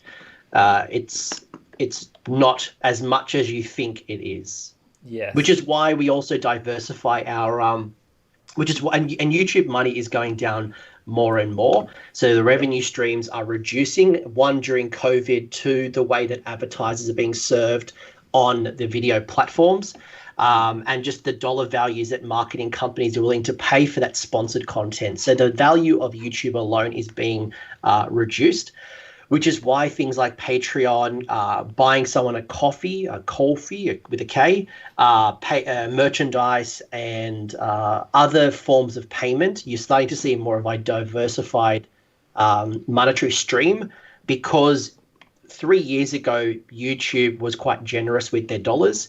It has gotten less and less and less. You don't start getting monetized until you hit 1,000 subscribers. And if you hit 1,000 subscribers, guys, this is not you're not getting rich from this point. So I'm not going to tell you exactly how much I make, and I don't think it's relevant anyway, even if I did tell you. But just know that it's enough for me to invest in the channel, on an ongoing basis. But it's not enough for me to give up days in my work job or pay my mortgage, I think that's a really good structured answer to this. I'd say if you're going into this because you want to be incredibly rich with your Age of Sigmar YouTube money, look at doing something else. Yep. OnlyFans is where's this money at? Look, all I'm gonna say is I put up a picture on the 40K big Facebook group of 60,000 members, and I got banned on the same day as I joined because I saw there was a selfie trend going on. I thought I would do it and use the Imperial Knight I painted to hide my dignity, and it got over 118 likes in less than 10 minutes, and I had loads of OnlyFans requests. Unfortunately, though, it was taken down, and I'm no longer allowed to be part of that community for reasons I cannot state here. But there are different windows. But yeah, I think when I look at the money that we get from YouTube, I look at it and if I think like, as soon as I think like, well, how much time do I put into this and how much money you get paid per hour, you know, it's nothing. But when you look at it and you go, you're getting a little something back for your time, which is nice. But yeah, I think I think Anthony's answered this really well, so I think we can move on to the next one. But thank you very much for that question, Pete. I will just one final thing is if you Yep. really want to create this as a consistent revenue stream, then YouTube is not the place to be. You want to be creating a Twitch channel first and then putting your videos on demand after a live stream on YouTube, and then using things like Patreon, Coffee, PayPal one-off payments. They're to supplement the income. But Twitch is probably the highest revenue generator in our community, other than obviously showing off some side boob on OnlyFans. Yeah, definitely recommend the latter on that one. So going on to the next question is honestly, around work and hobby, where do any of you find the time? I keep thinking I should start a YouTube channel, but then it would mean giving up hobby time, which is a very relevant point. I mean, all of this eats into our hobby time, to be fair, and that's why it's so important that you enjoy the content you're creating. Mm-hmm. As this is, like we just mentioned, we're not all getting rich off this. We're doing this because we enjoy it. And if you enjoy your painting and you enjoy your painting and building and playing far more than making content, and you're asking yourself that question, then maybe it isn't for you. And especially if you have big work commitments as well, it can be hard to produce the content. But if you still want to do it, it also comes down to managing your viewer expectations of, like we said, like maybe one video every 2 weeks or something like that. Don't feel like you have to produce the 5 a week or the 3 a week, as we've mentioned before. Would anyone else like to take this one away?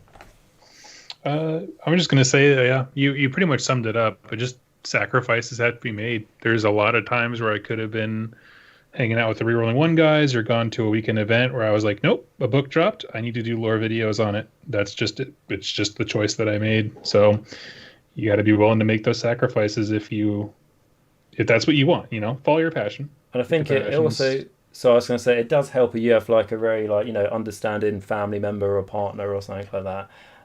Does also help because that's true. It can take up a lot of time. I know, like for example, my girlfriend, like, she'll go like, oh, what are you up to tonight? And I go, oh, I'm doing a video. And she's like, again? I was like, yeah. It's like, that's the third time this week. And I look at the time and it's like, it's a Friday, and it's like, yeah, it's the third time this week. But no, it does take up a lot of time. But like we say, if you enjoy it enough, you don't really see it too much of a problem.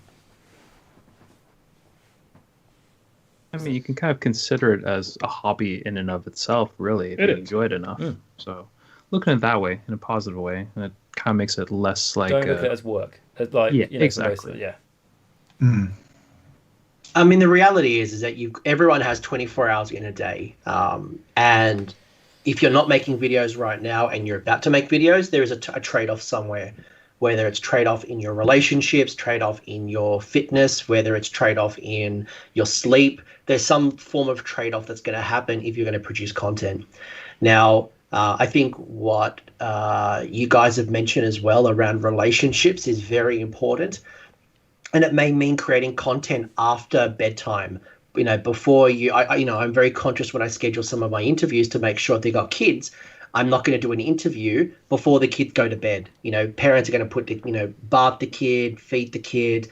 They've got stuff to do. So you got to be mindful of what people are doing and try to work around that. So, but there are also some other ways where, for example, when I'm on the train, whether I'm on an elevator waiting for a coffee, I'll use my phone to write down notes, to write down scripts, to write down questions that I can use in future, reach out to particular people for discussions.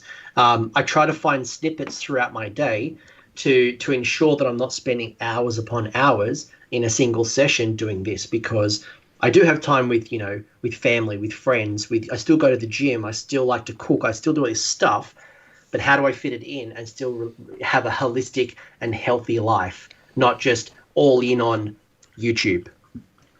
Yeah, I agree with all that as well. And again, with from my perspective, obviously with the wife, I try to get, or even other family members, I try to get them involved in the hobby as well, where possible. So, for instance, the wife has painted a few endless spells, for instance, or helped paint some of the terrain features as well. So, just again, we're spending quality time together, but she's a makeup artist, so also it's transferable skills. But at the same time, yeah, she enjoys it. Well, now and again, when she's a bit coerced into it. But I think if you can get like other family members involved, it does help as well from that point of view, if it is possible. Yeah, I'm waiting for my daughter to grow up a little bit and then get her Yeah. painting. Child labor is fantastic. She's already painted one Space Marine, so I'm proud of that. Oh, awesome. That's good. One other thing to consider as well is if you're like me, we can't see that, it's all blurry. Oh, darn. I assume it's amazing, and it's It been is censored. amazing. It's been censored because it's an upcoming Golden Demon entry. One thing to consider, and I don't know if you're like me, but during this pandemic, I'm working from home now, and I'm working from home every day. So instead of me commuting 1 hour into the CBD on a daily basis, that's 2 hours of my life that I would normally be commuting between 8 till 9 and then 5 till 6, for example. So that's 2 hours I could be reinvesting into my channel that I would normally be commuting. Even if I was commuting, how do I use that 1 hour commute to prepare my channel or to do things? So it's about repurposing and looking for opportunities. And I think working from home, anyone who's working from home, even if you're not doing a YouTube channel, you got a lunch break, chuck in 30 minutes of painting. All of a sudden, you've got 2.5 hours over a 5-day window of additional painting on top of what you're already doing. No, I agree for sure, because I'm in a similar position working from home. I used to do probably about an hour and a half to work, an hour and a half on the way back, and it's obviously now painting during that time, waking up early, getting a bit of hobbying before working. Obviously, then on lunch, have a quick painting sesh. Then again, finishing on time, painting sesh again. It's just has made it a lot easier, for sure. And when I was driving, I was listening to audiobooks. I was learning some podcasts on or anything like that. Just something that's involved in the hobby that I could apply to the channel I'm working on as well. So yeah, I agree with that. No, definitely. All good points made. I think with that one, like you say, you are going to have to find the time from somewhere, like you say, and say you've got 24 hours in a day, sacrifice will have to be made, but especially in the situation where we are now, for some people, it can be easier to find that time. What I'd also say as well, like when you said, Christian, about trying to get, maybe members of your family involved, even if they don't want to be involved with something, and let's say you record, I don't know, you want to record in your bedroom, all that sort of thing. Don't just when you're, half an hour before starting a video or something, don't just have the door shut and just shut yourself off away from your family and the world. If they ever ask, or explain to them, what you do so they can understand. Sorry, that's an alarm. So they can understand, exactly, insomnia, that one. So they can understand how important it is to you. Because I think all of us here, we all have commitments in real life, but we all like to spend our, precious free time doing this. So it shows how much it means to us. And if our family appreciate and understand that, or even just understand it, we will know it makes a big difference to us as well. It also might mean having a YouTube free night, like that's Thursday nights are sacred to you and your wife and your kids, and you don't touch your laptop, you don't touch your hobby, and making that trade off and finding the balance. Yeah, and as I said, I mean, getting family, and obviously, as I said, like with the wife involved, it's, for instance, she's in one of our videos, she did the Banshee Scream, which was very good. Quite fun as well. I said, go on, give it your all. And so she just did a bit of a scream down the mic, and yeah, she loved it. So I'll be looking to obviously get other aspects, just anything to do with painting, obviously voiceovers, anything like that, which is just, again, it just helps with the whole hobby love as well. So exactly. I tried to get my girlfriend to voice Marathi, so it didn't work, so I had to try and do it, which is a lot more of a raspy voice than I would have liked. But anyway, so yeah, I think we've answered that one pretty well, I'd say. So that's from Ricky. So thank you very much for sending us that one. The next one is, if you had infinite time / resources to dedicate to your channel, what more would you do with your current channel? So ultimate time and ultimate resources. I think for me, I'd like to buy a lot more professional editing software and that sort of thing and play around on that. And when it comes to time, I like to make more of a backlog of videos I can put out in case you suddenly become busy or something like that. I know, like in the hopefully not too long future, depending on lockdown, I'm going to go into a job that requires a lot of time for training, which I won't be at home for. So that means I'm going to have to create, I don't know, maybe call like Nagash's arc or something of an archive of just basically the next 10 weeks is this. But Yep. so it'll be nice to have time for that. It comes into the last question, doesn't it, really? Like I spend a lot of time with family, girlfriend, gym, that sort of thing, so that's where the time is. But resources, like I say, I'd like to try and use more, try out software that's not free, shall we say, to see how I could push the content that way. But I'm happy to open up to someone else now. That question. Infinite money? I'd be hiring voice actors, professional voice actors. No, Matt. I've got it covered, mate. Infinite time? I'd be fleshing out our world a lot more, like getting into the nitty-gritty bits. But that just takes too much time, so I can't do that, unfortunately. But that's what I would do if I had far more time. Yeah, I think, Matt, with that as well, New Hour gaming sessions, if you like, I'd definitely have some awesome epic gaming den that I'd be able to actually, with like dragon heads on the walls, all that jazz. Oh yeah, I'll go all out. I would go all out, but and especially the gaming table. But anyway, I agree with Matt though. Yeah, it's fleshing out the world is something we'd love to do for sure. I mean, if it's to a granular content like a city, for instance, not to say we can't do it now or like in the future, but again, it's something which would require obviously, a large amount of time.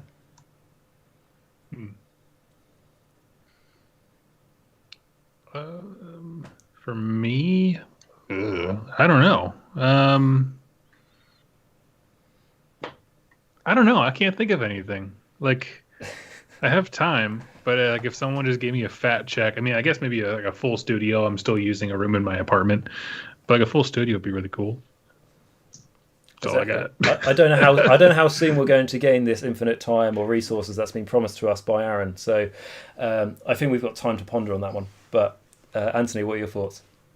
I'd probably just travel to more tournaments. I think being that my channel is focused on competitive match play, and it's very community focused, and that's why I do a lot of interviews. It's because I can read a battle tome, but I like talking to people who are subject experts in their field, and I'd probably just like to spend more time with them in real life and learning from them, chatting with them, doing tactical stuff. I think I could just do more with what I've got, but I think it'd just be tapping into more of the global community rather than I'm obviously very Australian focused, but just being present in more communities. I'd love to really be immersing myself into Spain or Portugal or Italy or Russia or Singapore. Like, just there's so many communities we don't really know just yet. No, that's good. And hopefully, I don't know, one day we'll win the lottery. That'd be nice, but we'll see. So thank you very much to Aaron for that question. The next one is, this is a nice question. So this is from Trogs. Thank you very much for that. What has been your favourite thing and what has been the worst thing about starting up a YouTube channel? So for me, I'll just say quickly, so my favourite thing is being able to be part of a bigger community. I think that's really nice, rather than just playing at your local game store, which is great and everything else, but at the moment that's not possible for where we are in the UK. So being able to have this as well when all this is going on is absolutely fantastic. The people I've met by doing this, that quite simply I would have never known existed. Like like the people like for example, I've chatted to you, Chris, and we've done some things. I've met you tonight, Matt, and I've no, Coach is gone, but I've done some videos with him, and yourself, Doug. wouldn't have ever spoken to you people if it wasn't for this. And I know that sounds like a small thing, but I think that's what I like. So like being part of that massive community, seeing like my Discord grow huge and seeing all the people joining the community there has been fantastic. But also what I'd say is when you put up a video and you see it's really helped someone. Like, for example, my favourite comment I I've ever received is during the first wave of the COVID here in the UK in the first lockdown. Obviously, all the NHS staff were under huge pressure. That I had one person who worked for the NHS comment on one of my videos saying, I've really been enjoying this series to sort of escape from the world a little bit when I managed to come home in the evenings. And like, hearing that random person on the internet tell me that, like with me just talking about a fantasy game and it makes them happy when they come home from work, really can't describe how good of a feeling that is. And being able to help people. I know we say, you know, like, oh, well, it's Warhammer, you know, like people, you know, it's plastic toys. How much happiness this hobby can bring to people, and being able to try your best to increase that happiness is something I am 100% glad I've became a content creator over what I'd say the worst thing, which for me is frustration. There's times where I've the biggest time I've probably been frustrated is I recorded a 5.5 hour video recording with a couple of people reviewing all the units in the Zeech book, and then my recording system stopped working when I clicked save and stop, and then that was wasted. My time being wasted, that's fair enough. But getting these other, and some people from Germany, you know, all over, and it was just like, I just felt really annoying that I've let them down. So that was probably my biggest letdown. And I'm sure some of you have probably been here before. There's been times where I think I've had a due coach on the channel and the computer doesn't work at first or something like that. Or even today when trying to get the microphone to work. It's frustrating, but all of that frustration is worth the positivity. I've been told, and I know that I can put onto YouTube with my content and really try and help people. When you get people who say, I've been watching some of your videos and I've decided to start Age of Sigmar, never done wargaming before, and I've bought my first Start Collecting box, doesn't really matter what army they've bought into. It's just, you know, it's an awesome feeling. But I've been talking about that for a while now, so I want to pass it on to someone else. Being part of a great community that I would have never been if I didn't start producing content on the internet has been fantastic. Cool. So who else wants to talk about this? I mean, for me, honestly, the best part was just whenever my favorite comments are the ones where someone's like, I hated Age of Sigmar when it came out, but because someone took the time to explain it to me, like the new lore and that kind of stuff, I've come back around. And that I mean, for the same reason that you mentioned, is just, it took someone who started at a place of hostility towards the game and showed them like, hey, you can still love the things that you loved before and find the same joy in hobby stuff here. I don't know. I think that's certainly like this is the best. Yeah, and I think like just even having the like I said, when I've talked to people in my Discord who have joined, complete stranger, never met them, never talked to them, and then suddenly I can, if you got the time, you're doing some hobby and you're just chatting. First time you're chatting to them, I've talked to them about Warhammer for about 3 hours, and it's a complete stranger. You know, just and I think that doesn't really always just tie into YouTube, but just having, I honestly think the Warhammer community is something really, really special. So yeah, absolutely. Yeah, for sure. What about yourself, guys, from Dice Sagas? Is there anything that you've realised? Because obviously you're very fresh to this. Is there anything you've learned so far? So, from my perspective, again, agreed sentiments you guys said about the community, because it's just, it's awesome. Just getting involved, communicating, talking to the guys. It's just great. And I think from a nuisance point of view, definitely was when I created a video. It's probably a few hours worth of content I created, that edited.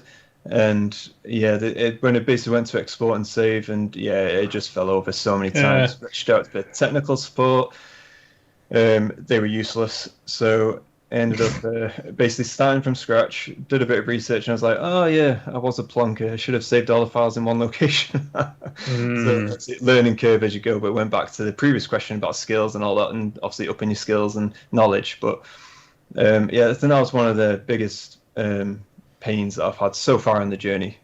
But I think one of the massive benefits as well has been opening up my creativity, because it's something where in work it can lack at times, and in life in general, and obviously mental health, everything like that. I think this hobby as a whole, and obviously this journey, is very much opened up the creativity doors, and it's just so refreshing. So that's from my perspective. Anyway, Matt. Yeah, for me, I think the most positive thing I've taken out of this so far is just finding people that enjoy stuff that I've written, stuff that we've created, and just feeling like the time that we've put in is worth it. Even if it's just one or two people that really enjoy it, I think that's more than enough to say, hey, that was worth the time putting the effort in. Worst thing is showing my face, because this is a face meant for radio. So that's the worst thing about it so far. Well, I think Matt, don't you think the worst thing was the endless spell from the Skaven? That's just another thing altogether. What was that? Oh, well, that'll be coming up in the next video. Okay, I won't give any spoilers then. We won't go into too much Fair detail. disaster. A big disaster. We'll leave it at that. And what about yourself, Coach? What's been your favourite thing, and what's been the worst thing about starting off a YouTube channel? I mean, probably could name a lot of things here, but favorite thing probably has just been the community. Meeting people, chatting with people, learning from people. Doug mentioned earlier about the awkwardness of people who recognize you, or talk about like, oh, you're coach, you're 2+ tough, and it still gets weird. I had someone approach me literally the other day when I was at the mall grabbing a coffee, completely away from Games Workshop, and they're like, "Are you coach? Are you AOS coach?" And I'm like, "Yes," and like sipping my flat white. Again, completely away. I get it when I'm at a tournament. I get it when I'm in a Games Workshop or a Warhammer store or an FLGS. But when I'm on the street, and this has happened many times, it's still very weird. And I think it's that is the blessing and the curse, is that I hate being put on a pedestal. I remember one of my co-hosts, Liam, sharing with me at one particular tournament, someone was talking to him, being that he's my co-host, like, "Oh, is that coach?" And Liam's like, "Yeah, man, go chat to him." He's like, no, I don't want to talk to him. It was almost like starstruck. And I didn't know about this until right towards the very end of the tournament. But I don't want to be put on a pedestal. I'm just a player. I'm just a person. So hopefully that's probably like the positive and the negative. It's like, I'm just like you. Don't put me on a pedestal. Don't treat me any differently. I'm very fortunate. The community's been awesome. But I'm also not looking for any favors. So don't feel like you have to treat me any differently. But man, it's been awesome. Like meeting cool people. I've had the opportunity to travel to England and play Warhammer. I've gone to America to play Warhammer. I've played all around Australia playing Warhammer. I've met so many cool people, and I think that's just been the journey itself has been the greatest thing. Yeah, that's a good point. And what would you say was the worst thing? I mean, other than the pedestal. Oh, right. Like I don't like that. Australia has this thing called the tall poppy syndrome, so we don't kind of like that.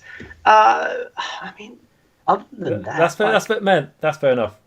Just say that. Like probably the other thing maybe to call out here is that when you make a YouTube channel, there's this constant belief or this constant talking in your head that you're not enough. And whether it's either I'm not good enough as a creator, whether I'm not producing enough content, whether I'm not, I could be, spending hours and hours and hours of time on research or editing. There's always this fear or this feeling of I'm not doing enough, or I could be doing more. And I think it's just that constant battle of just shutting that down to recognize that you contribute what you can contribute. So don't get caught up in it all. And I think for me, that's probably the worst thing, is that you start comparing yourself to others. You start I think we're very lucky in the Age of Sigmar community that we're not competing with each other. I think other communities become very toxic in regards to creators are against themselves, or there's a lot of battles or response videos, very negative between certain creators. Yep. And I can't say that I've really seen it in Age of Sigmar. I feel like we're a very collaborative creator group, and you'll notice people like just this stream alone, how many different communities or channels that we've shouted out as positive reference points. Exactly, and we would have forgotten some channels out there. There's so many good ones. There are so many channels that we could have shouted out, but it's not like we badmouth anybody, like don't do it this way. We called out some wonderful examples, and I think if this video was done in other communities, maybe I would only be shouting out my friends as opposed to people who are actually doing a really good job. Exactly. Agreed. And that's also another thing, for example, during this lockdown that's been, I can see like a lot of people not being able to meet up with their normal friends and all that sort of thing. Being able to have a community where I think a week before I started it, I was like, guys, like on the Discord, who wants to do a TTS tournament or something? And then suddenly you've got a whole day of an online tournament, and you have that feeling again, you have that social aspect. But yeah, so I think that's good enough answered. So thank you very much, Trog, for answering that one. Also, just want to say the great Book of Grudges, friend of the channel. Nice to see you in the chat. Cool. And then Trog is the best, by the way. Trog is solid. Thanks for your questions. Cool. And then going on to our next question, which is by Ab. So, what do you look for in a collab? So we've kind of just talked about collaborating, haven't we? But to be honest, it's looking for channels who, if you want to do a joint video, you have a joint purpose at the end of the day. You're not going to get someone who doesn't cover that sort of topic. I think, to be honest, I want to hand this one to you, Anthony, because I know you do a lot of. I unmuted myself knowing that I would be probably picked on here. So you do it.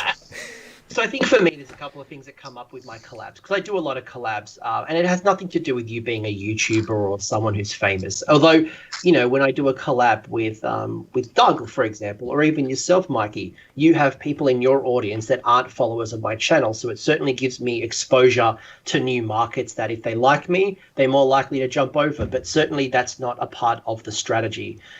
For me, it's about finding interesting people who know what they're talking about and can confidently articulate themselves. I think part of that is also me preparing them, so I don't put people on the spot. I do have a series of questions that I get people to think about. Not to say that it's scripted, but at least gives them a way to demonstrate their expertise, because I don't want my guests looking like an idiot on stream as well, right? I don't want to ask them a hard question and they haven't prepared, or they're, like when you're on YouTube, I'm thinking about the audience. I'm thinking about making eye contact to the camera. I'm thinking about where my position is to the microphone. I'm having a drink. I've got my mobile phone going on here. I've got 100 things going on, and being able to be, succinct with my message is challenge. And for people who aren't practice YouTubers, to put them on camera for the first time is quite challenging. So setting them up for success is critical here.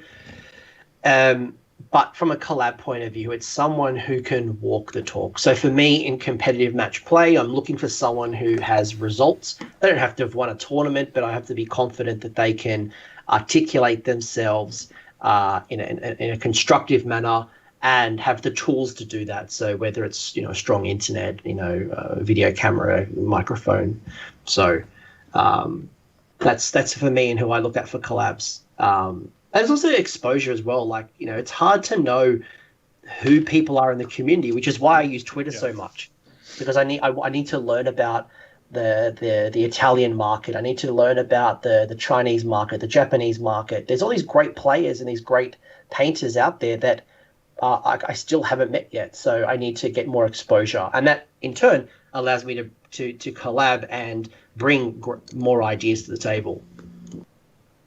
Yeah, that's. I just want to add on to that. That's something I've noticed, like on a couple of your, probably not your latest, but probably a few weeks ago, like when you covered things like Warhammer and Russia, which I would know absolutely nothing about, and it's not a collab that I would think of, but it's worked well.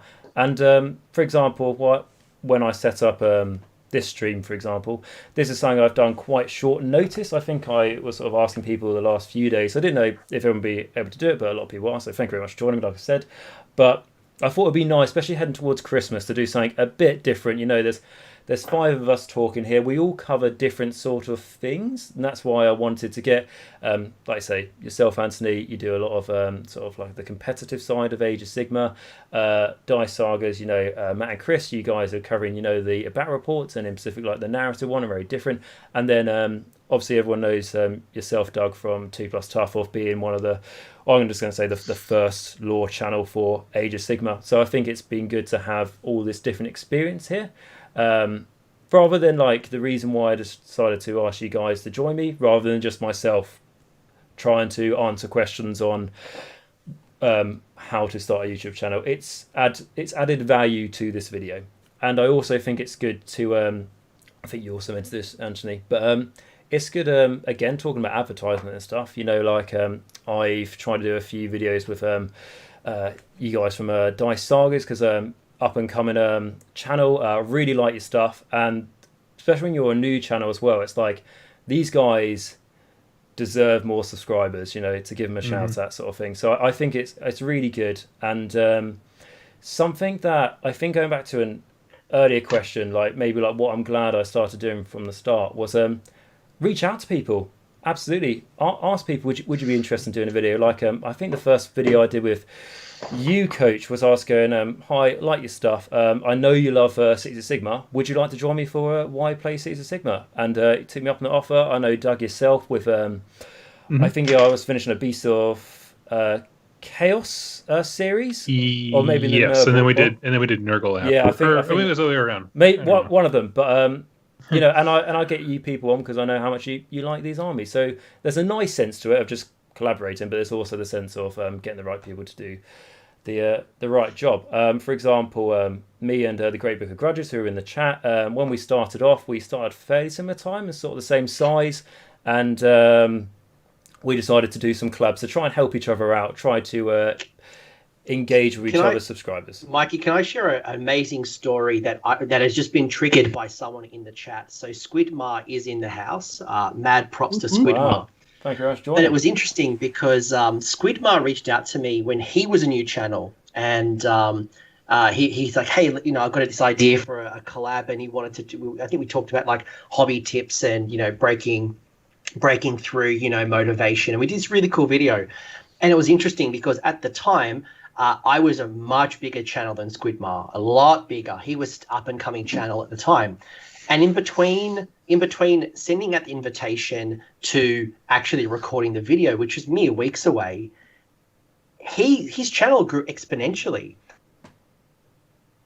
And it's interesting that the pattern works like that. That you might be a small channel right now, and you might be like, oh, you know, I'm not good enough, I'm not big enough, I'm not. People are just going to reject me. Actually, the biggest thing that you could have done is not send the invitation. They say, what? No. Like, I sent an invitation I tried to reach out to Duncan when he left Games Workshop. Unfortunately, he set up some other videos with other people, but at least I didn't die wondering. You know, why not reach out to Duncan? He might go, you know what, man? Like, I've reached out to a few other people that I'm working a collaboration on at the moment. I'm not going to name names, but when I reached out, they're very, you know, big wigs in the community. They're like, man, I love your channel. And like that blew me away because these people have much more subscribers or followers or authority in the community. But it's a surprise. Like, don't not collab because you don't think you're big enough, you're good enough. Because the worst thing that could happen is they say no or not yet.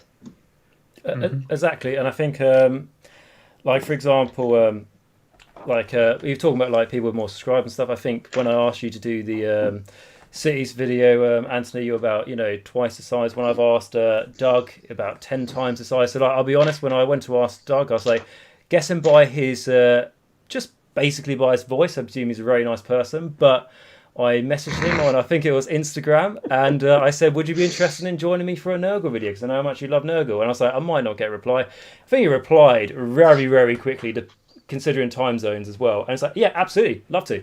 That's like, Yep. And I can tell you for a smaller channel, it was really nice to hear that. So like, never be frightened to reach out For sure. on that one. No, I think that's I think that's a nice question. I'm not too sure. Matt and Chris, have you answered this one?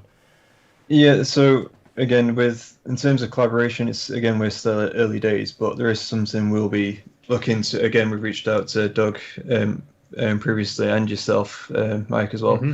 And this is around doing potential like voiceovers within the channel as well for certain scripts. So this is something, again, this is our version of collaboration within our content that we got. Because obviously we're very much narrative battle report driven. So having those kind of links as well, it'll be just great fun as well, to see what acting skills you've got and so on. But I have a D in drama, but I'm going to try and push that up a little bit for this. This video if I'm invited.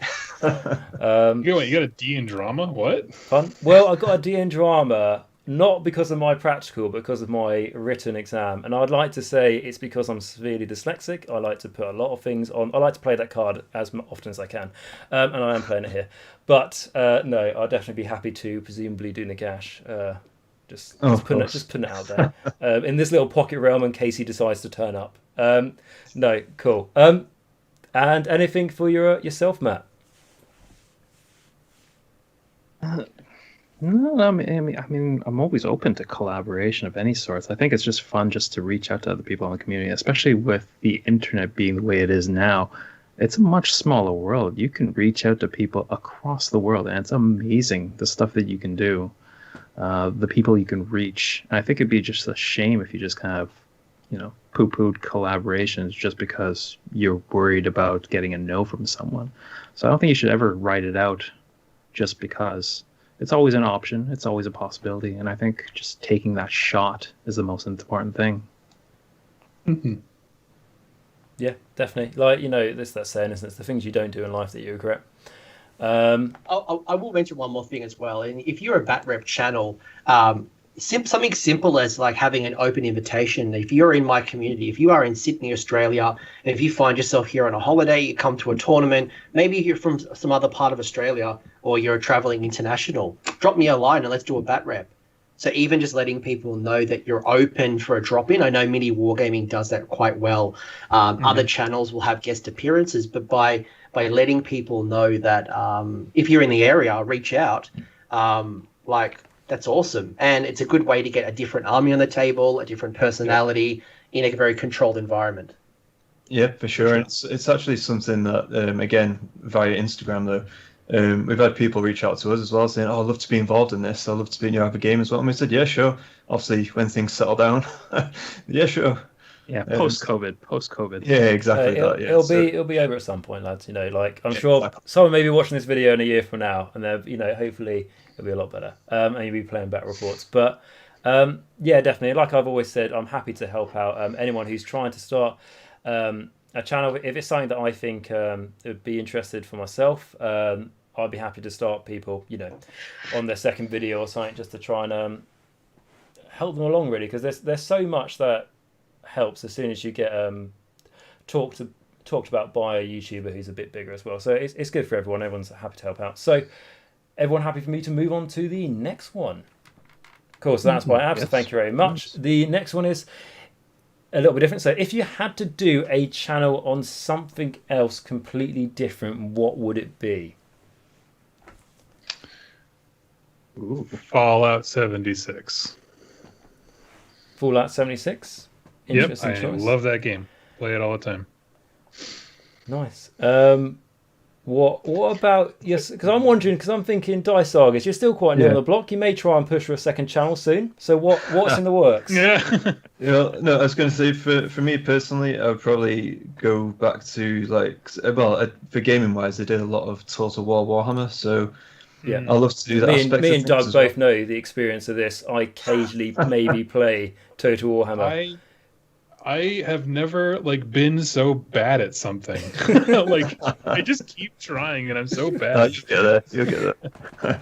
So, because I used to stream that game obviously in the past, so it's something I love to do. But I don't know if there's a brand new, fresh channel outside of all this like remit. I'll probably do something with the wife, like a cooking channel or something on YouTube, something like that. I think that might be quite interesting. But yeah, but obviously limited time. Yeah. Honestly, I don't know what I would do. I don't really have much of any other sort of. I could try doing like a painting channel and then watch that fail horribly, or maybe just do some other sort of like artistic kind of stuff. Maybe like do some fan art for Age of Sigmar. But then again, I wouldn't really know how to do that as a channel per se. Maybe an Instagram. I think you'd crush it if you did. If you made soul-bound story arcs. That would be kind of cool. Like maybe just D&D it, maybe. Yeah. Yep. That would be cool. I Matt, don't know what the market's like for that. Yeah, Matt, we'll have to get our D&D group together again and again post-COVID. Yeah, excellent. Of course. I don't even remember where we were at with that campaign. That's cool. What about yourself, Coach? Cooking. I do a cooking show. Nice. Or I would be like a rip-off version of the terrain tutor, and I just make terrain and 3D print. And I've been really enjoying the process of building display boards. Like I'm already working on my Armies on Parade 2021. So I think that element, I really enjoy the crafting side. So if it wasn't cooking, I'd probably do something adjacent to the hobby. Nice. Well, hey, maybe I take these skills and Joe Rogan it somewhere else. Exactly. You know, always leave those opportunities open. I'd probably do something to do with fitness or something like that, or something to do with the mating rituals of badgers here in the UK. So, you know, I've got both ships on the go. I can't really announce too much about either of them, but, you know, we'll see. We'll see at the future. Right, moving on to the next question. Thank you very much, Aaron, for that one. Is going to be... thank you. So this is from Matt. So for anyone thinking of starting up YouTube or podcasts, what are your top 3 tips? I think this is one of the last questions, if not the last one. So this is why... I think it's the last question. Last question, cool. So this is why I just wanted to say it's the end, so everyone can just think of like a top tip to give. Like never be too scared to start. Like we said, you know, your first video is never going to be perfect. Do what you enjoy to do. Remember why that is why you're doing this. You're not doing this to get rich. And also, one of the big things, like we just mentioned as well, is try and do collabs with bigger channels as well, because that can definitely push you off the mark. And make sure, like you say, as you're going forward, and this is going to eat into your time, like we mentioned, that you do, repeating myself here, continue to enjoy it, because that is the most important thing. It's very, like we've mentioned, few cases out there where someone breaks through and starts, you know, making the millions and all that sort of thing, and that's not going to happen in Age of Sigmar. So just bear that in mind. Cool. I'm happy with what I said. So, Doug, why is someone going to start the YouTube channel? So what's a top tip you would give them? For me, it would be think about all of the problems or questions that you had when you were first getting started. It doesn't matter if it was a different game or a different edition. Somebody else is asking those same things about AOS. So whether it's where do I get started with books for the lore, even as something as simple as like how do these basic rules work? Yeah, all those kinds of things. So just kind of start, get in the mind of a new player, and then you can help people. You know, there's a lot of them. Does that jive? No, definitely. Always, you know, when you're doing YouTube, strive to help other people. That's why we're all doing it at the end of the day. Like I say, enjoy it, but you're also doing it to help other people. I feel like every time after I finish talking, it gets deathly quiet. And I'm like, did I just answer the wrong question? No, it's just because we're just in awe of your voice. We're so happy usually when we listen to your videos that we're just like just enjoying the moment. You've basically got like the gaze of Marathi with your voice, so I have to like take myself out of a trance-like state every time you speak, Dog, and I like to snap out of it for a second and. I'm just glad the camera is high, but yeah. So, does anyone want to add any more to that? I know, like, because we've talked about this a lot, you know, like. I mean, this is almost 4 hours of content, Mikey. So this is really long. If you haven't got 3 tips already, guys, you may need to go back to the start.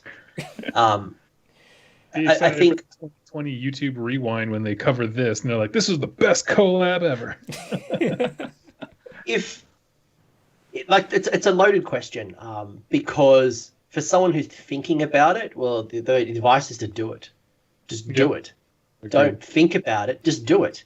And if you don't like the process, you don't like the outcome, it's not for you. You've tried, and you don't have to progress. You don't have to do anything. Or maybe it's something you revisit in the future when it's a better time, or you have the better skills or the knowledge.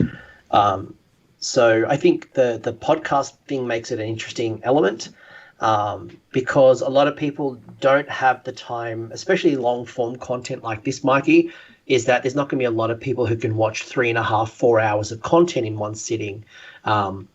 But maybe in a podcast form, it actually might be better as they work, they do their thing. So diversifying your content through the likes of a podcast can be very helpful, but it also can divert your primary audience. And if you're trying to build the YouTube brand, the last thing you want to do is be doing Twitch and YouTube and podcast and Instagram Live and everything because you can, but actually you're just diversifying yourself. So just do it, have fun along the way, and just be open to learn. I think if you just keep learning, you'll be here for a long time.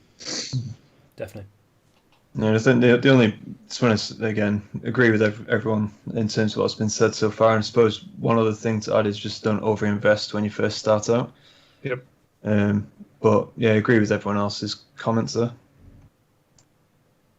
Cool. One final tip would be just to have Doug's voice. You'll be fine. Yeah, get that voice, steal it. That voice. Yeah. There's more to Doug than just the voice. There is the Bob Ross, calm, collaborative, soothing. Oh my gosh. It is the He hates it. it's the images he slides into my DMs when he's feeling a bit bored. Oh my. Yes, that's Oh the yes. my. Yeah. Oh my. But I think what you're seeing here is a true friendship in the creator community. So get yourself known if you are wanting to be a creator. I think it's putting out good content. It's about being open and collaborative, and thinking about reciprocity. Thinking about everything that you're taking, give back as well. And it could be simple as getting onto someone else's channel and maybe contributing in their comment section, being there live. That's how you get noticed. That's how people will notice what you're doing. So, and hello to Chaos Spawn, another handsome, beautiful man there.